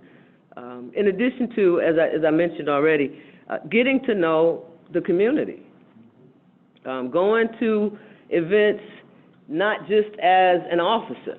You know, it's nice to say, you know, I'm going to stop by this church, I'm going to stop by this program, just because I want to know, and I don't know. So to set examples. And I'm going to pull an old, well, kind of old, not that old, example. I've said this before. You know, the Officer Friendly deal. When I was young, Officer Friendly was a good guy who was a police officer. He was mostly a he, but now we have he and she. And so I think that that's a good policy so that young people, particularly children, are not afraid of the police. Because if you see on the news that the police kill people, and I hear people mentioning how they meet with their children and talk with their children are saying, well, why did the police kill the man? Are they going to kill me when I grow up? Are they going to kill my daddy? I think that we have to address the current conditions in addition to past conditions so that in the future we can avoid certain conditions. And I think that's just, I think it's a responsible thing to do, and I think it creates a vision of where it is that we want to see ourselves in this community. And I'm all for always trying to be a model police. I'm all for trying to be a model citizen, a model school, a model program. So whatever we can do in terms of best practices with other communities that are being successful, and I think somebody put that on their comment, are we looking at what other communities are doing that are being successful? Again, I just want to thank the community for coming out. I think they offered some very, very insightful and informed ideas, and that's all I got. Thank you, Lisa. Anyone else? I guess I would just comment that this campaign Zero Solutions was distributed, and I think all 5 of Joe's comments are part of that. I would be curious, and it's a huge job, and I'm not sure, not volunteering to do it, but it would be interesting to know to what extent the city of DeKalb's police department's procedures match or do not match these recommendations. Lisa just mentioned best practices, and I imagine what our best practices for police departments are evolving rather quickly, given what's happened in the last month.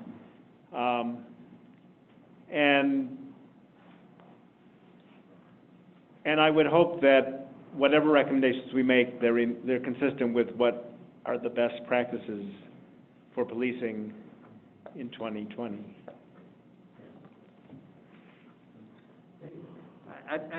Well, a couple of comments. First of all, I want to thank Deanna Cada again for helping us tonight, and also say that they produced an amazing 2 hours from the county forum. If you haven't listened to that, it's important.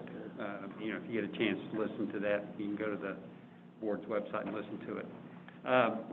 One of the, I guess I'm kind of reaching for the envelope busting ideas that I heard tonight, and one of them that came up that I think is really fascinating, and I had thought about this before as well, is that a police department that succeeds, truly succeeds, or let's say a peace department, you know, that creates peace in the community, would in some ways succeed itself out of business. That would be the goal, you know, is to have.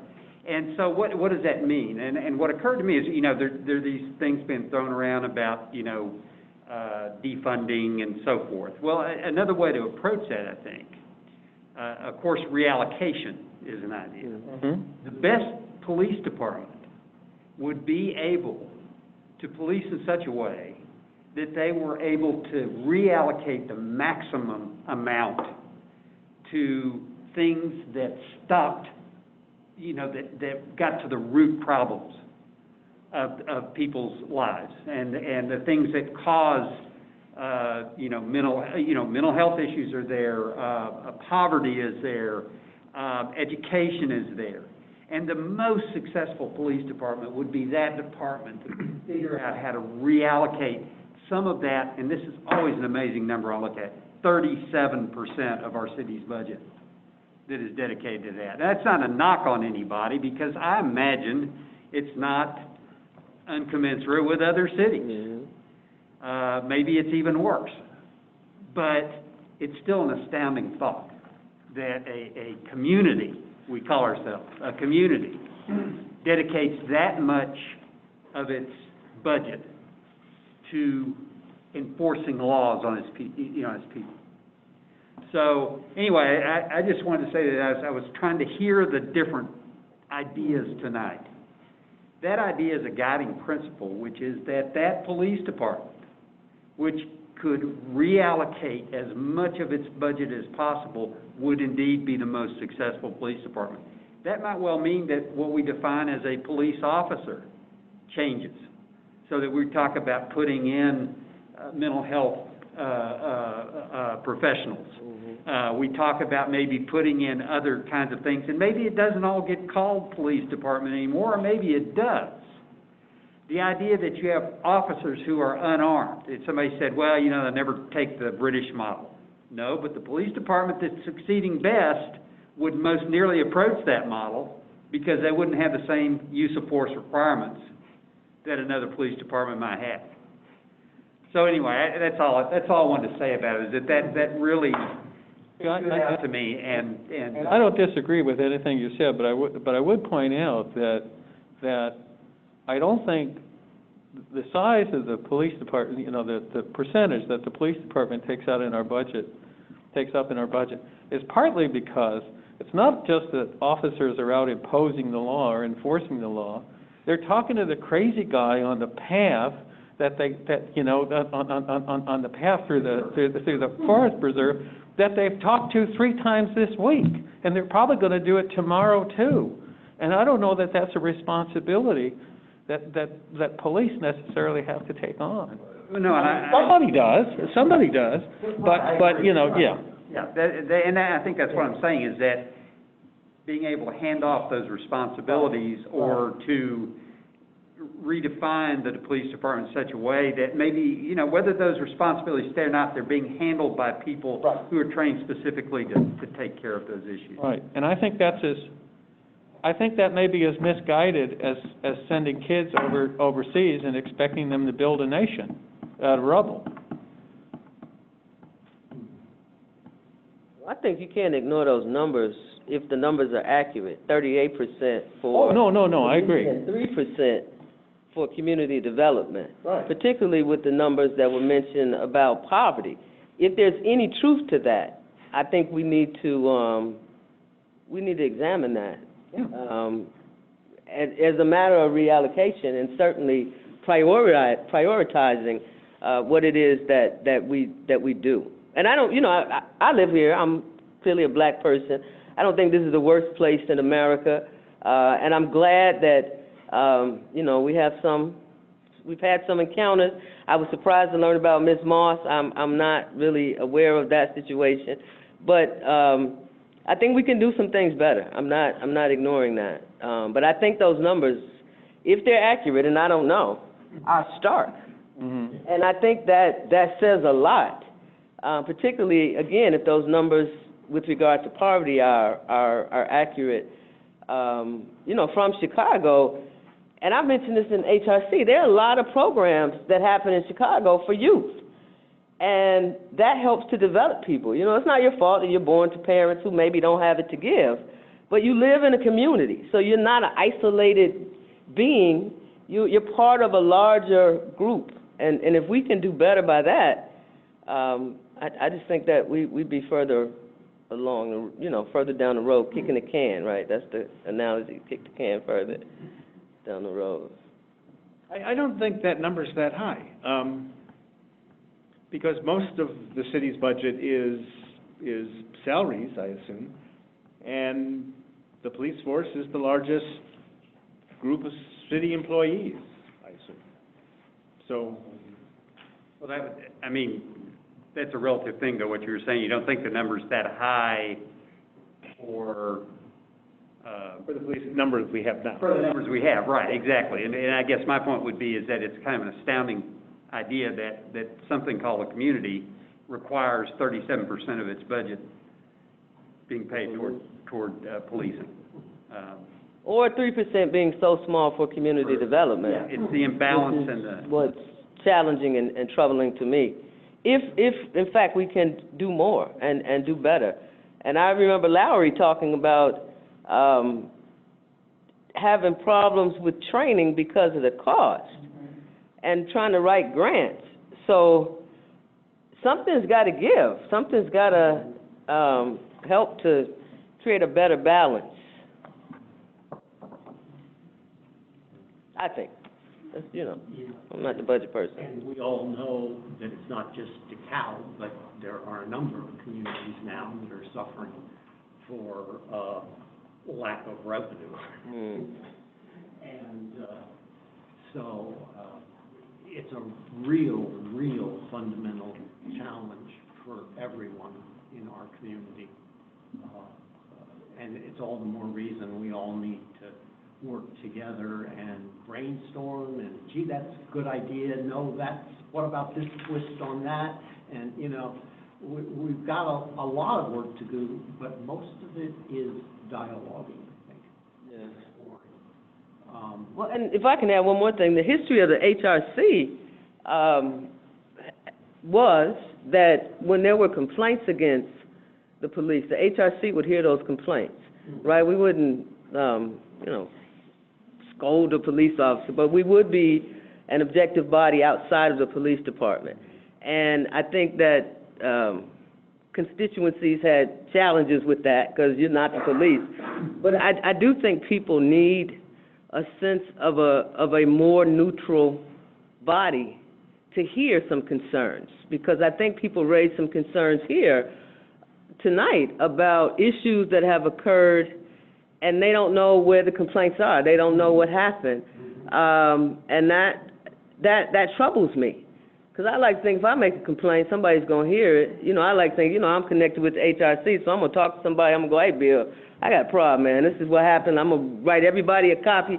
I don't think everybody has that know-how, and I think everybody is not as comfortable. So I think that that's something that I would really like to see, some kind of, as they mentioned, committee or advisory, something so that people feel comfortable voicing their concerns or complaints about interactions with officers that have been less than professional or pleasant.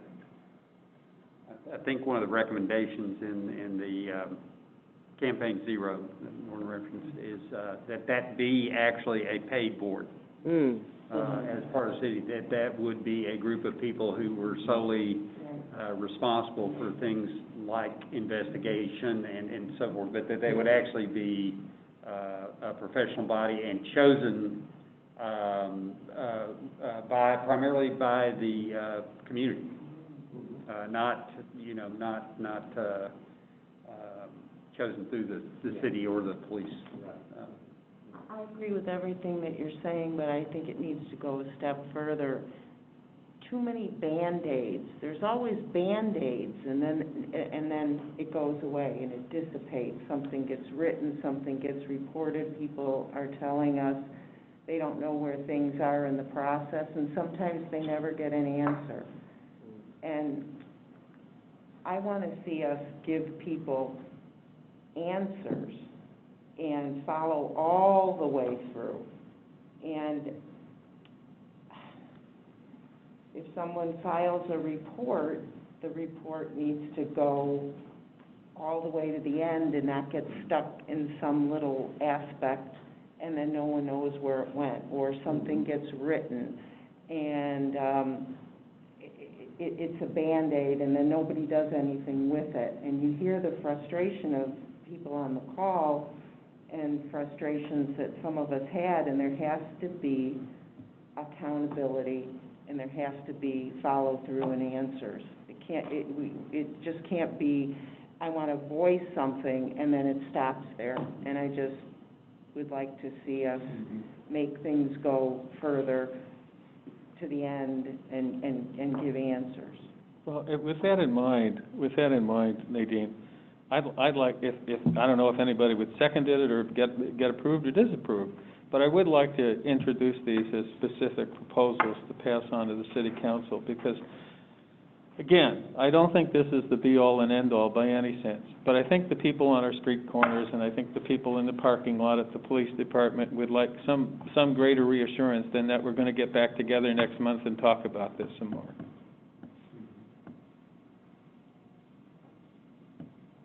Well, I have no objections to any of it. I mean, Well, and I thought that part of this was we're going to wait to get all of the recommendations. He said that some are going to be coming in. I'd like to start with, it doesn't mean we can't come up with more. I just want to go home with something. Okay, so you're saying I mean, and you might disagree, that's fine, but. No, I'm just trying to be clear. So you want to accept all of them or just the ones that you? Well, the ones that I have in front of me, because they're written out. We haven't written these out yet, so I don't know what we'd be voting on. So, That's just what I was going to yeah. Because I think we need to get minutes and we need to get all these recommendations listed and in front of us. And some, as we know, are going to collapse into the same one. Some are under certain kinds of categories or what have you. But I think our next step is to organize these recommendations so that we've got clear statements of them. And at our next meeting, try to have those all ready for. I disagree. That means the city council will not consider any specific recommendations until August. And I think that's a failure of nerve. Doesn't mean I don't think we should. It doesn't mean I don't think we should come up with more. And you may not like some of these or any of these or something like that. But I don't want to just table our discussion and say, well, next time we meet, we'll come up with a list of specific proposals and collapse them and so forth and so on, because then the summer's gone. And I just think this takes too long. Point of order, Mr. Chairman. Sure. I believe this is a motion on the floor. I call for a second, and if there is no second, that's where. Yeah. And if there is a second, we can continue on with the discussion. Could we repeat what the motion is? Because I'm still not The motion sure. is that the city council would like some direction from the Human Relations Commission. I don't see this as the summation of, I think we have a lot more to sift through, Right. and so forth and so on. But as a starting point, if they want something to look at, if they want something to talk about, these are the suggestions that I would make, put before the city council. So you're speaking just of the one, like, I'm speaking you of- put in writing? Because they're in writing, yes. Yeah, I thought you were talking Because about they're in writing. all the No. recommendations we've heard. Oh, I'm sorry, I totally. So, for minutes purpose, can I Please clarify let us the vote. sentence? And Joe, can you tell me if I understand it? You're moving to enter the 5 recommendations to be sent to city council. Yes. I'm sorry, the 5 recommendations you presented, to city council. That's right. Is there a second? can we have discussion before? Yeah, before the vote, you'll have discussion. Yeah, before the motion. But after the second, right? Right. Okay, so, I'll second it, but now we can have discussion, right? I just want to say, I think there is, I like the idea that Joe wants to go ahead and submit something. I see nothing here that I would object to, maybe other members will, but I see nothing here that I would object to. Submit something to get the council considering recommendations from the Human Relations Committee and the public more generally as we synthesize these and pull them together. Because in one sense, we satisfy what our constituency is asking for, which is that some action be taken, and expedient action. And so that's why I'm happy to second that. There are others on the commission that also have recommendations in writing? What I'm getting. Only what I wrote down. I've got 10 of them. but I'm just suggesting that if we've got some others that have done it in Oh, writing. sure. And if the gesture is, let's get something in the works now. Yeah. Then I would like to enter my 10. By all means. And we've also got in writing several from the former mayor, John Ray, which, are in writing. Hallelujah. So, I guess for part of this discussion, I would suggest we go through then what we do have in writing, That would be great. okay? Yep. And so, You wanna withdraw the motion? Is that- Sure, if that's what it comes to. I mean, I think that's the simplest thing, in it, withdraw the motion, and then we start. That's fine, that's fine. Synthesize. I think the question was, are we gonna try to synthesize tonight? all of the things, no, but we can certainly take any of us that have something in writing. Absolutely. And as long as there's not a disagreement, or gee, we want to pick out these 8, but not these, whatever, we at least then can end tonight with having some concrete That's what I want to recommendations. make sure. And I think that's what you're. Whether they're mine or yours or anybody else's makes no great difference to me. Well, I have a question. Yeah. Is that rather symbolic as well, that we turn in some things tonight that are written down? And I don't know when the council meets, do they meet tomorrow, do they meet next week? It'll be next week, Monday. Okay, so by next Monday, we can't have a written record of what the people tonight said, the community? We won't meet. In order to approve those, in order to send those to city council. We call Between now and next week. So maybe, and this is a question, maybe then I want to make a recommendation, and I guess it'll be the second thing, next to your, motion, that we include the information that we got from the community and submit that to the city council, I guess in addition to this. And I say that because I think they provided some, and this was a special meeting for that reason. So to only put forth the things that you have, Larry, and that you have, Joe, and that you have from somebody else, I think would disserve the community and everybody's time. And so maybe I sound a little frustrated, because I'm feeling like there's some flim-flam, and I'm not real good with that. And I get it that I could have come and written some things down. What I don't want to do is ignore what they have, because we say city council hasn't met. City council can get a copy of that, as well as a copy of what you have as well. All right, well, I think it's only fair. I don't think it's one and we're done. I don't think it's one and done. I don't think we say, okay, we heard from everybody, okay, let's ignore them, let's come up with our own. That's not what I'm suggesting. I'm suggesting that we have something concrete by next week. Chapter 1, there might be chapter 2, 3, 4. I mean, I'm not saying that there aren't good proposals that we've heard tonight, or that they shouldn't be written up, that we shouldn't vote on them, or something like that. Right. I just don't want to wait till next month to do anything. Well, this is my dilemma, right? If we had asked everybody to write their recommendations up and submit them, they could have presented them tonight, and we would have a complete document. And that's not what happened.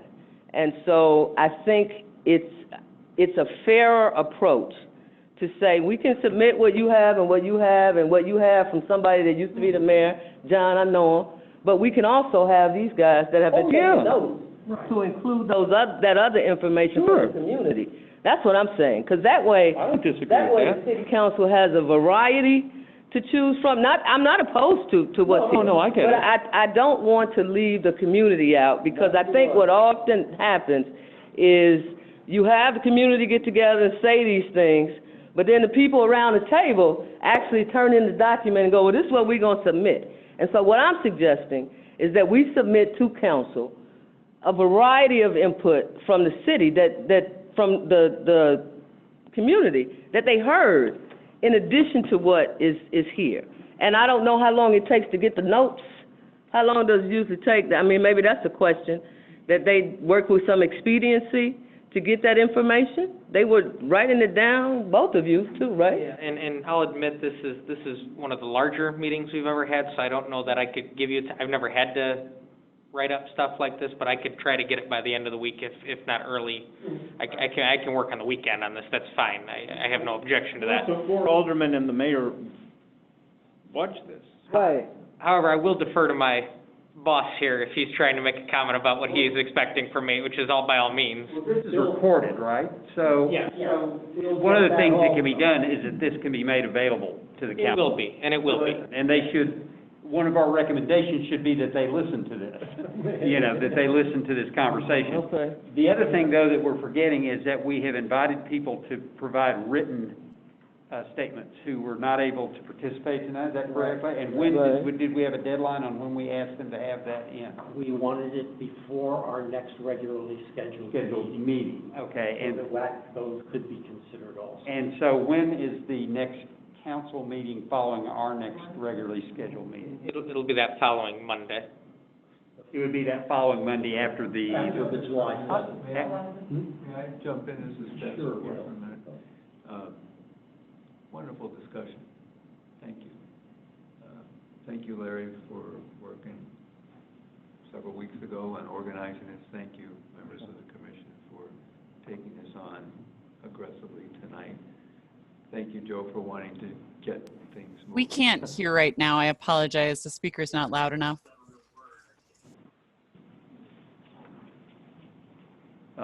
You're not alone in wanting to move things, including the police department, and Bob spoke to that briefly earlier. We're in the middle of a experience that we haven't had in this area probably since the 60s and early 70s. It is energizing. It's creating anxiety, but without anxiety you don't get change. And with the interaction that we have here tonight, we've had in the streets, we've had between police officers, staffers, community members, activists, just observers, we have an opportunity to really gel some lasting improvements in how we relate to one another, how we make this a more welcoming place. The commission took steps tonight to enter in a very strong fashion. And it'll take a few days to write up what you have enlivened on the screen tonight. We'll get that done. But the commission is, none of us anymore are the center. There is no center quite yet. Thursday night, many people who weren't participating here are going to be participating online again, but mostly in person at the band shell at the Hopkins Park. There'll probably be a couple hundred people there. Issues with COVID and so forth, but we're going to be pushing the masks and so forth. The city and the health department couldn't prevent that if they wanted to. People, many of the organizers of the protests we've seen in the last 3 weeks have organized this, and they want it to occur so people who are not trusting necessarily of institutional groups like us want to be heard. And so we're going to have another list. I think we need to, it's not that we need to take time, but we need to distill all this. And Joe, I have two feelings about this. One is I want to get going. I want to get going. And by the way, some of these things you'll be pleased to find are already in place. Some are not. But this is not a complete list. No. Tonight is not a complete list. Thursday night will not make a complete list. There'll be one more meeting before the council where we have something called a town hall, which is what I think Thursday night is truly going to be. But the council in their committee of the whole, which is like a workshop meeting, before the meeting on the 22nd, which is not too far away, is going to have their own opportunity for people to speak. So I have a suggestion to make. I hope it's a friendly one. It's intended to be friendly. We have a meeting coming up in just 2 weeks. The council meeting's on the 22nd, David. You meet on the 7th. The next council meeting after that is the 13th of July. We have a ba-boom, ba-boom, ba-boom. Let's see where we are here in this next couple of weeks. That's not a lot to wait on. And let's come up with, at your next meeting, a slightly harder list. You've got some things, Larry, that you were ready to do. And let us also, at the city side, inform a little bit about, I think many of the people who are calling in tonight haven't had a chance to even look online to see what the policies are. Some other things have been put in place. We have a long way to go. We want to get going, and we're already going. And I'm just saying, it's still a little gooey. It won't hurt to wait and pull it together a little bit. There's a lot of redundancy in what I've heard there, what I heard over the last 3 weeks, what I heard this afternoon with one of the most consistent organizers of the protest movement, particularly that which has been occurring in the street, which is very important, which is a whole other thing which we haven't even talked about tonight, why that's important. And it's outside of these meetings. So you get my point. This is, and I'll tell you personally how I'm involved in this. When I was interviewed for the job I'm in now, I was asked, what do you think are the biggest issues? Well, one was what I couldn't avoid by looking at the headlines. There was a fiscal mess in the city of Dekalb. But the other one was, we had still not, in decades of earnest discussion, found a way to collectively and collaboratively talk about race in this community. That's what we're doing now. And I feel it's tragic that George Floyd had to give rise to that, but he has. It's a legacy here, and I don't mean to talk frivolously about this, but it is an important time for us to take seriously and to gentle it through a lot of discussion before we do what we all do. Let's make a list. Let's get it going. We'll get the list. We'll get it going. We have a little bit of time to do it. If you're agreeable to that. Well, I hope I'm not. No, not at all, not at all. I wouldn't dispute that. I mean, as far as, there are a lot of proposals, there are a lot of good ideas, and I think the suggestion that we gentle our way through this and we take time to come up, to create an advisory board, a civilian advisory board, a citizens advisory group to advise the police and so forth and so on. What shape that would take, how many people would be on it, those who, how big it would be, and so how often, all those, whether it would be paid. I mean, all that needs to take time. What I'm saying, though, is that I think there ought to be at least a couple of things that we don't need a whole lot of time to decide. At the very least, I would like to leave this meeting with a statement that we do not approve of any technique used by a police force that stops the flow of blood and oxygen to the brain, period. We welcome that. That's something we can do. It's already in the policy. Okay. And if you look on the website, go home, City of DeKalb Police Department, go to getting to know? About. Okay. It'll show policies at the bottom. It's the third policy, use of force, 103.3. 103.3. You'll see it right there. Okay. And it does have that one exception. In the event that an officer is fighting for his life or to protect somebody else and you have to wrestle to get there, that's the only exception. And it has to be strictly enforced. And the other thing that we're probably going to do is, and actually, if you can see it in the policy, and that's the affirmative duty of an officer who happens to be at the scene and sees something that isn't according, to report it, to intervene, to stop it. That is in our policy today. Now, that grew out of the incident last August.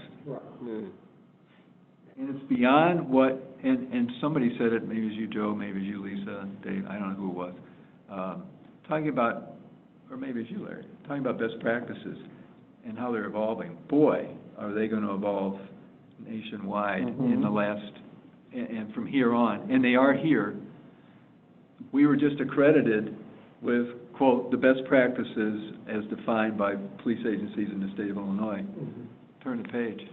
It's already out of date. And we're all there. And these people in blue here tonight, all, commanders, all of them, and our acting chief are right on board with this. This is like going to a group of surgeons and saying, well, from now on, we're not using alcohol. We're using whatever. What? We've always done that. That's a bad example, but you get the idea. So, okay, thank you. Well, I guess you don't have to work this weekend. Good for you. I don't know if you're a father, but it's Father's Day. We'll be working this weekend. It's just a matter on what. Just a question, Joe. So, Joe, do you want to make a motion on that one? Well, if it's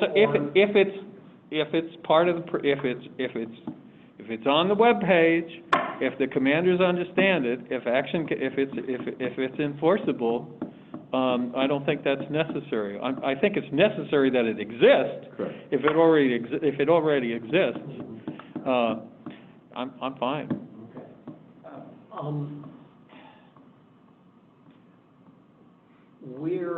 This is a perfect example of discussions I've had with the mayor and with Bill, that why are we sitting on all the secrets?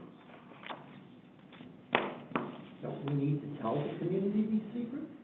Like, we already have this policy. Yeah. Well, actually, sometimes we're all. We have to. But sometimes, you're right. And I congratulate Bill and the city on finally putting out there what the police policies. Sometimes it's hidden in plain sight, Larry. I'm sorry that I'm sounding a little, I'm getting real annoyed having people from the community volunteer for trying to make it a better community when, oh, wait a minute, there's a secret. Oh, we already had that. What are we sitting on? Do we want to self-inflict injury on the city by not letting the community know that we already have these things in place? We are gonna undo ourselves. I think we're all honest and well-meaning people. I think we've got a whole bunch of good ideas and recommendations. I agree with both Joe and Bill's comments. I would like us to be able to put out things right now that we, think are recommendations. I understand that there's a bunch of others that are coming in. In fact, we all maybe receive some more in writing too. And when I try to balance those out, speed and, I get undercut with my zealousness for speed when I discover we've already got some of these things in place. So now I'm feeling like, okay, maybe we ought to just step back slightly. And for our next meeting, we will have all these things written down, and we can go through them. I can try my best when I receive whatever list, I will try to eliminate duplicates, or I will simply put down by this particular recommendation, we also got the very similar ones from 3 others, but we'll have one statement. So we all can manage to look at that, talk about it, and then forward it on if it is or isn't a recommendation from us. And try to get that accomplished at our next meeting. That's a big chore, but, But, for instance, I got something just today from 2 individuals in writing, so, Yeah, sure. It's a little tough. You guys need to get copies of these so you can look them over too. Yeah. And I'd like to make copies of my 10 things and, and get that out to everybody. I can, for sure tell you that we'll have a committee of the whole meeting, my respects to the bovine species, on the 13th, July 13th, which is the next meeting after this Monday, so it'll be the next opportunity. Monday's too soon. That will follow the next meeting, even if, and it's, a day or so before the deadline to get it published, but we'll do it. We'll stay up all night if we have to, we'll get it. you give us recommendations, we'll take them to the council, and we'll have a longer discussion. Some member of the commission can present these and just say, you know, we've had forums, we've had discussions, the community has weighed in, we feel these are, and by that time, we'll have had a chance to, Bob, I have a chance to say, here's where we are, by the way, no secrets. And by the way, not intended to be secret, but they're there. Yeah. So, and then the council will hear. Is that agreeable? That, I think, is a plan that allows us speed, but also allows us the ability to look at all of what we as a commission have got. And then we can say, you know, I like all of this. I think I'd like that to be in our motion as a recommendation. Or we may say there's 2 or 3 that we're not at this time recommending because we know it's going to take a lot more study. And so we'll just recommend the study of it. Or maybe we can agree to make recommendations based on our knowledge and submit them all. Because I'm no expert. Yeah. And I can't say, well, you know, this was going to take too long. I don't know. And I just, you know, I put this out here. I come from people who were slaves in this country, right? And so the Emancipation Proclamation set them free, right? That was expedient. They were free, but they didn't have any skills. They didn't have any place to go.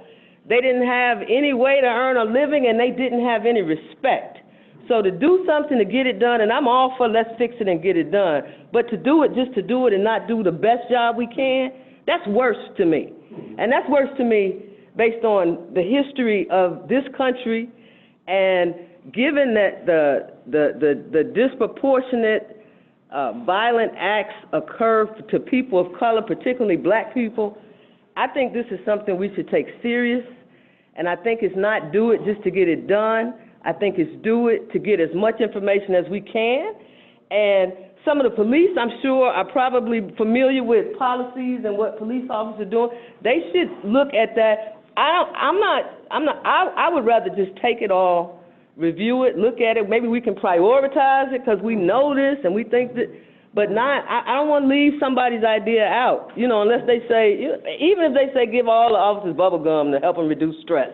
I'm all for that, if that works. They got good teeth, you know, and they like bubble gum, sugar-free. My point is, I think we need to be conscientious about the steps that we take.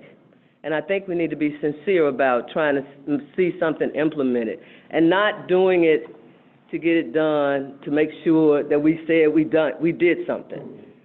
So I just want us to always be conscientious of that, because a lot of times people do something to get it done, but it's not the best thing to do. It really becomes just a task.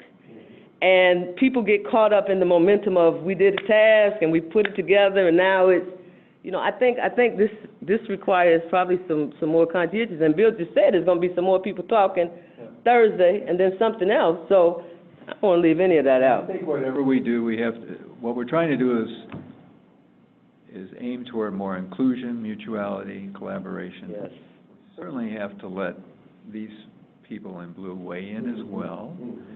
If we're just going to do something to them, we're not modeling the behavior we're trying to emulate. So let's let everybody weigh in. And you may say, nonsense, but let's let the facts come out anyway, or what are perceived as the facts. Is that agreeable? One quick thing that Deanna asked me, people are getting confused by who's talking. Can you just say what you are before you start talking? Okay. I apologize. Sure. Sorry. All right, continue. I didn't mean to stifle that, but. I just want to point out, I don't know how many of you have been following this feed as we've been carrying on this conversation, but if we really want to pay attention to the people that are taking part, they're killing us for not taking some kind of action right now. Well, in fairness, I've seen them all over the board. Okay. I mean, in fairness, I have. I've seen people jump in. There's someone there. Thank you, Lisa. Someone was saying, you know, they were having a hard time telling who's talking. I know at times, but I just want to suggest that. And Bill, thank you for your your comments and input to the HRC. But I would like to suggest that we firm up the actions that we would like to take at our next meeting. That gives us 2 weeks, correct? Or no, longer? 3, actually. Almost 3 weeks. But then there's the council meeting on the 14th. Because there does seem to be some reasonable disagreement about expediency and comprehensiveness going on tonight. And I think, I mean, to me, you know, I see the need here, and I see the need with Joe to act, you know, with some kind of decisiveness. But on the other hand, some of the input from Bill, it seems to me, says there's a lot, we're in a certain point in this process of people airing what they've said. I know just before this meeting, I listened to that 2-hour county town hall and learned an awful lot by listening to it. So I'm certainly not, and it sounds like one of the very important issues in your, the ones you suggested, Joe, is something that is evidently in the policy already. Yes. And so I would just like to suggest that we firm up the action we hope to take at that next meeting. We task ourselves with pulling together our ideas and our understanding of what was said tonight and what's submitted in the meantime, and come prepared, and maybe out of reasonableness, come prepared with a sheet that each of us, you know, that we're, you know, with our suggestions typed up and ready to go, if or two. I don't know, I'm not going to limit people, but I'm just saying we'll have to try to pull together then a document. Well, it seems, Larry, that you've been collecting suggestions of. Guys, I think we might have just lost connection with this because we hit our 3-hour. Give me 1 second. Oh, the 3-hour business, yeah.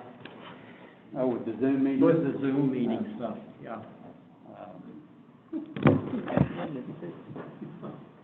We called in a little early. Oh. I think it's very, you know, if we set that path. Closer to the Go on. Let's. There you go. Okay.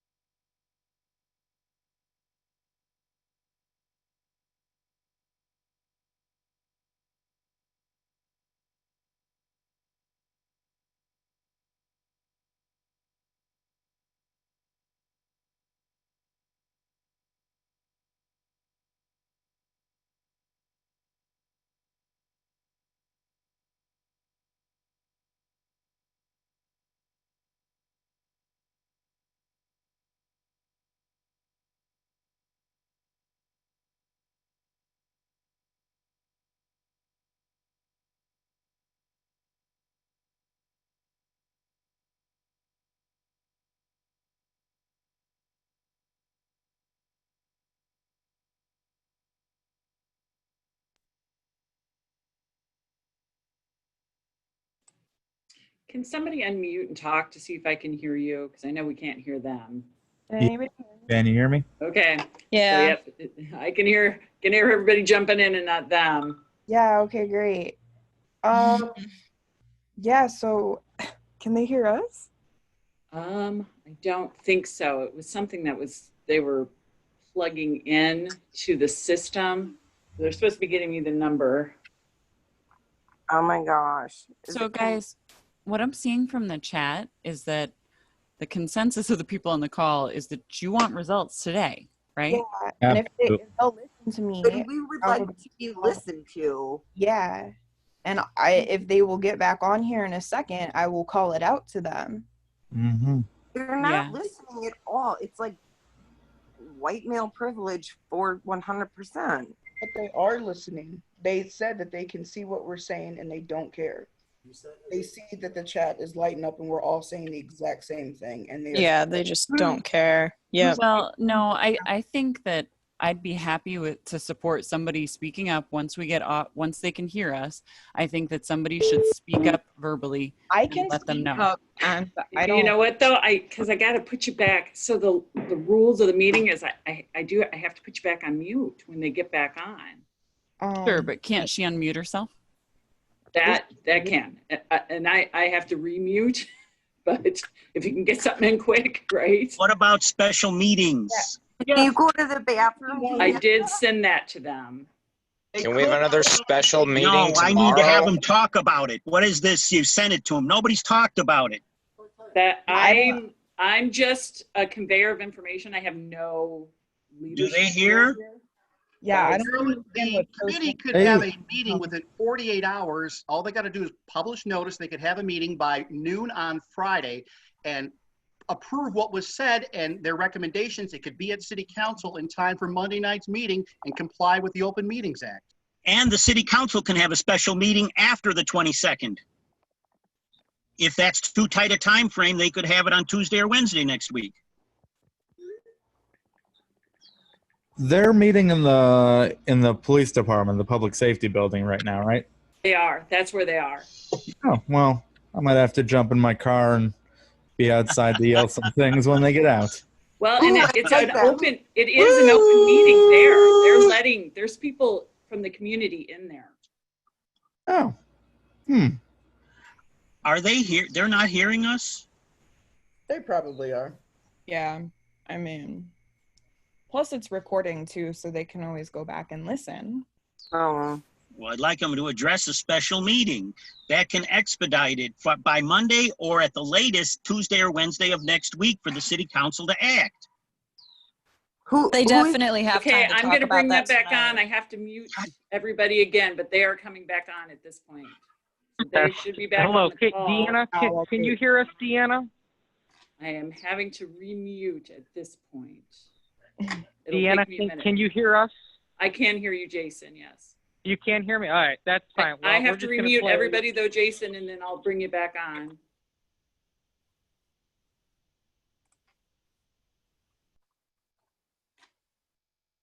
You need to encourage. Okay, Jason, you're back on now. Thank you. Okay, so we're apparently, our audio is through a cell phone.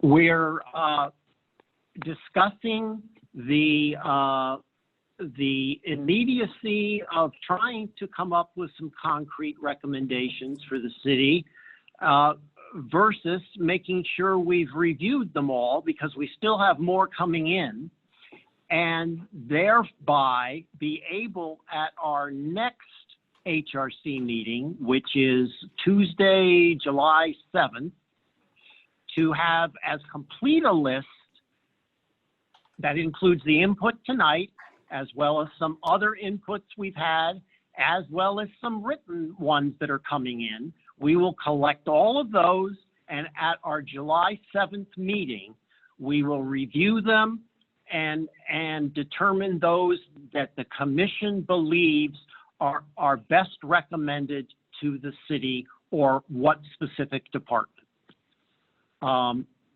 So I hope that clarifies for those that are still with us on the Zoom meeting that are asking for immediate action. People on the call are feeling very unheard, is what I'm getting from everyone on the call.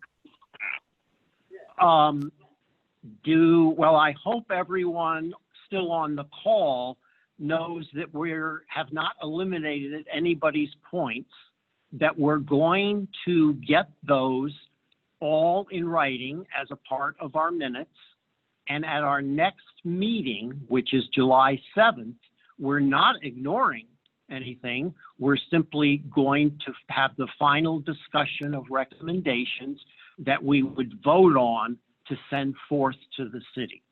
What about a special meeting of the HRC and the City Council? I'm sorry, I didn't catch that. Say that What again. about a special meeting of the HRC followed by a special meeting of the city council to expedite the matter so that it is done this month, possibly next week? Excuse me, can we please get some action taken now, tonight? Like, I believe we all here on the commission are greatly interested in action. We haven't looked or seen everybody's input tonight. So we pledged that those that would still send us something in writing would still be considered. And that's why we want to bring all of those items together, including tonight's suggestions, so that we can vote on those that we would send forth to the city, whether that's us also going to a city council meeting or at least a representative of our commission to present them. We want to do this as soon as possible also. What would be But in making two separate recommendations, having recommendations from tonight's session along with then the further recommendations from the future, from the items you've got submitted in writing. So you have two sets of recommendations, one from tonight and then one from the comments you're going to review later, along with the comments in the group chat, which I encourage the committee to read along with the council members.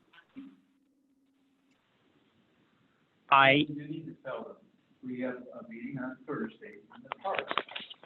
There's a meeting on Thursday in the park, and then there's a town meeting before the There's a meeting in the park, Hopkins Park, on Thursday at 5 o'clock in the band shell. And then there's a town meeting before the council on Monday, the 22nd, next week. So those are also important forums, probably more numerous and more diverse. They need to be heard before the council is going to take any action.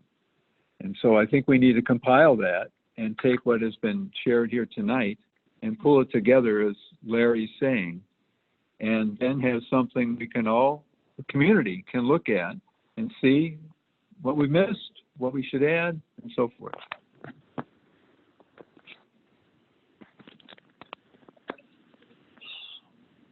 With all of this in mind, I just can't overemphasize how appreciative our commission is that you would have, on the Zoom meeting was taking the time and effort to make suggestions, comments, recommendations. This is what we wanted to accomplish tonight, so we could hear those.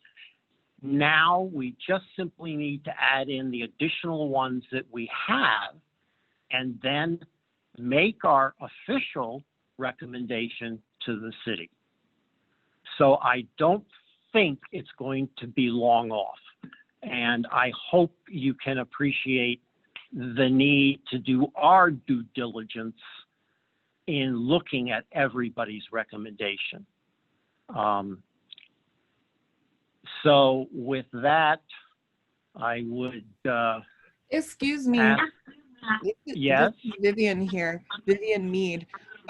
Could we take what we have tonight and make action on that tonight? That's a start, you know? We would like to get a complete listing of those so that we can review them and make sure that the other recommendations are also considered, because we publicly pledged to the community that we would receive those in writing after this meeting and consider those also along with tonight's input at our July 7th HRC meeting. Okay, so what I don't understand, that seems to be the fairest thing to do to live up to what was made as both the purpose of the meeting and the timing of being able to accept further written input. okay, well, looking I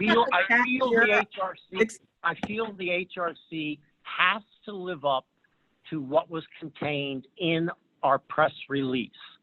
I don't think it is fair to the community to tell them to add in recommendations that we're going to consider, and then tonight just simply vote off what would be So considered. we have a this meeting right here tonight. We can vote on something tonight going forward. There are a lot of people here in the community right now here in this chat that aren't talking that want to make action tonight going forward. We have a town hall meeting on Thursday. We can also make action there and do different things. We can hear from other voices at the town hall meeting on Thursday and then change things and go from there. But we have to start somewhere. We have to make action somewhere. If we do not start tonight, it will never begin.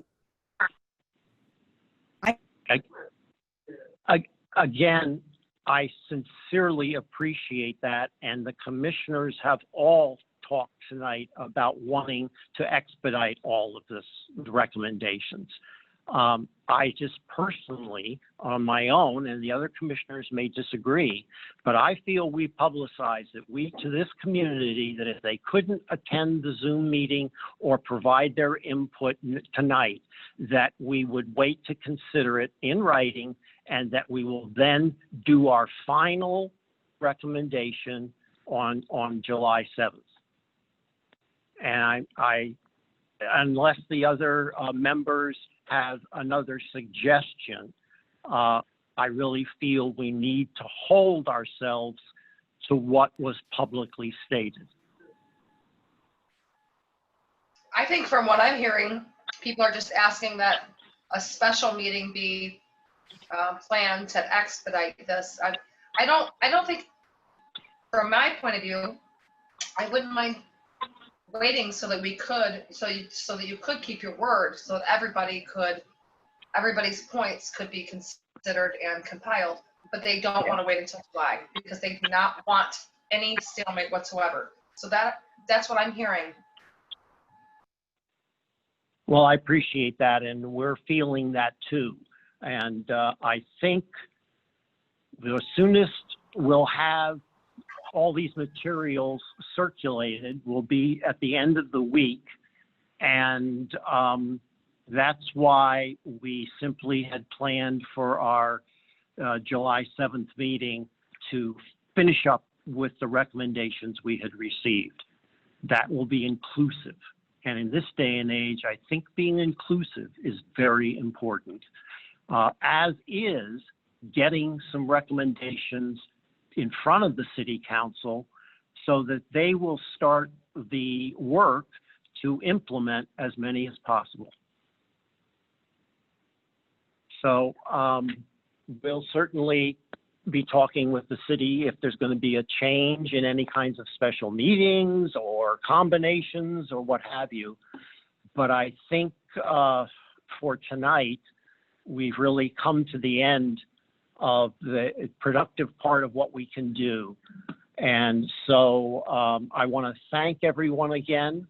Your time, your thoughts, your ideas are all very well appreciated. It is what we wanted to accomplish tonight. And I feel we did, and I feel we will be on to recommendations very soon, and certainly by the July 7th HRC meeting. So thank you again, and I will entertain a motion to adjourn. Second? I'll second. Okay. All in favor, aye. Opposed, same sign. All right. We'll sign off for now. Thank you so much, everyone.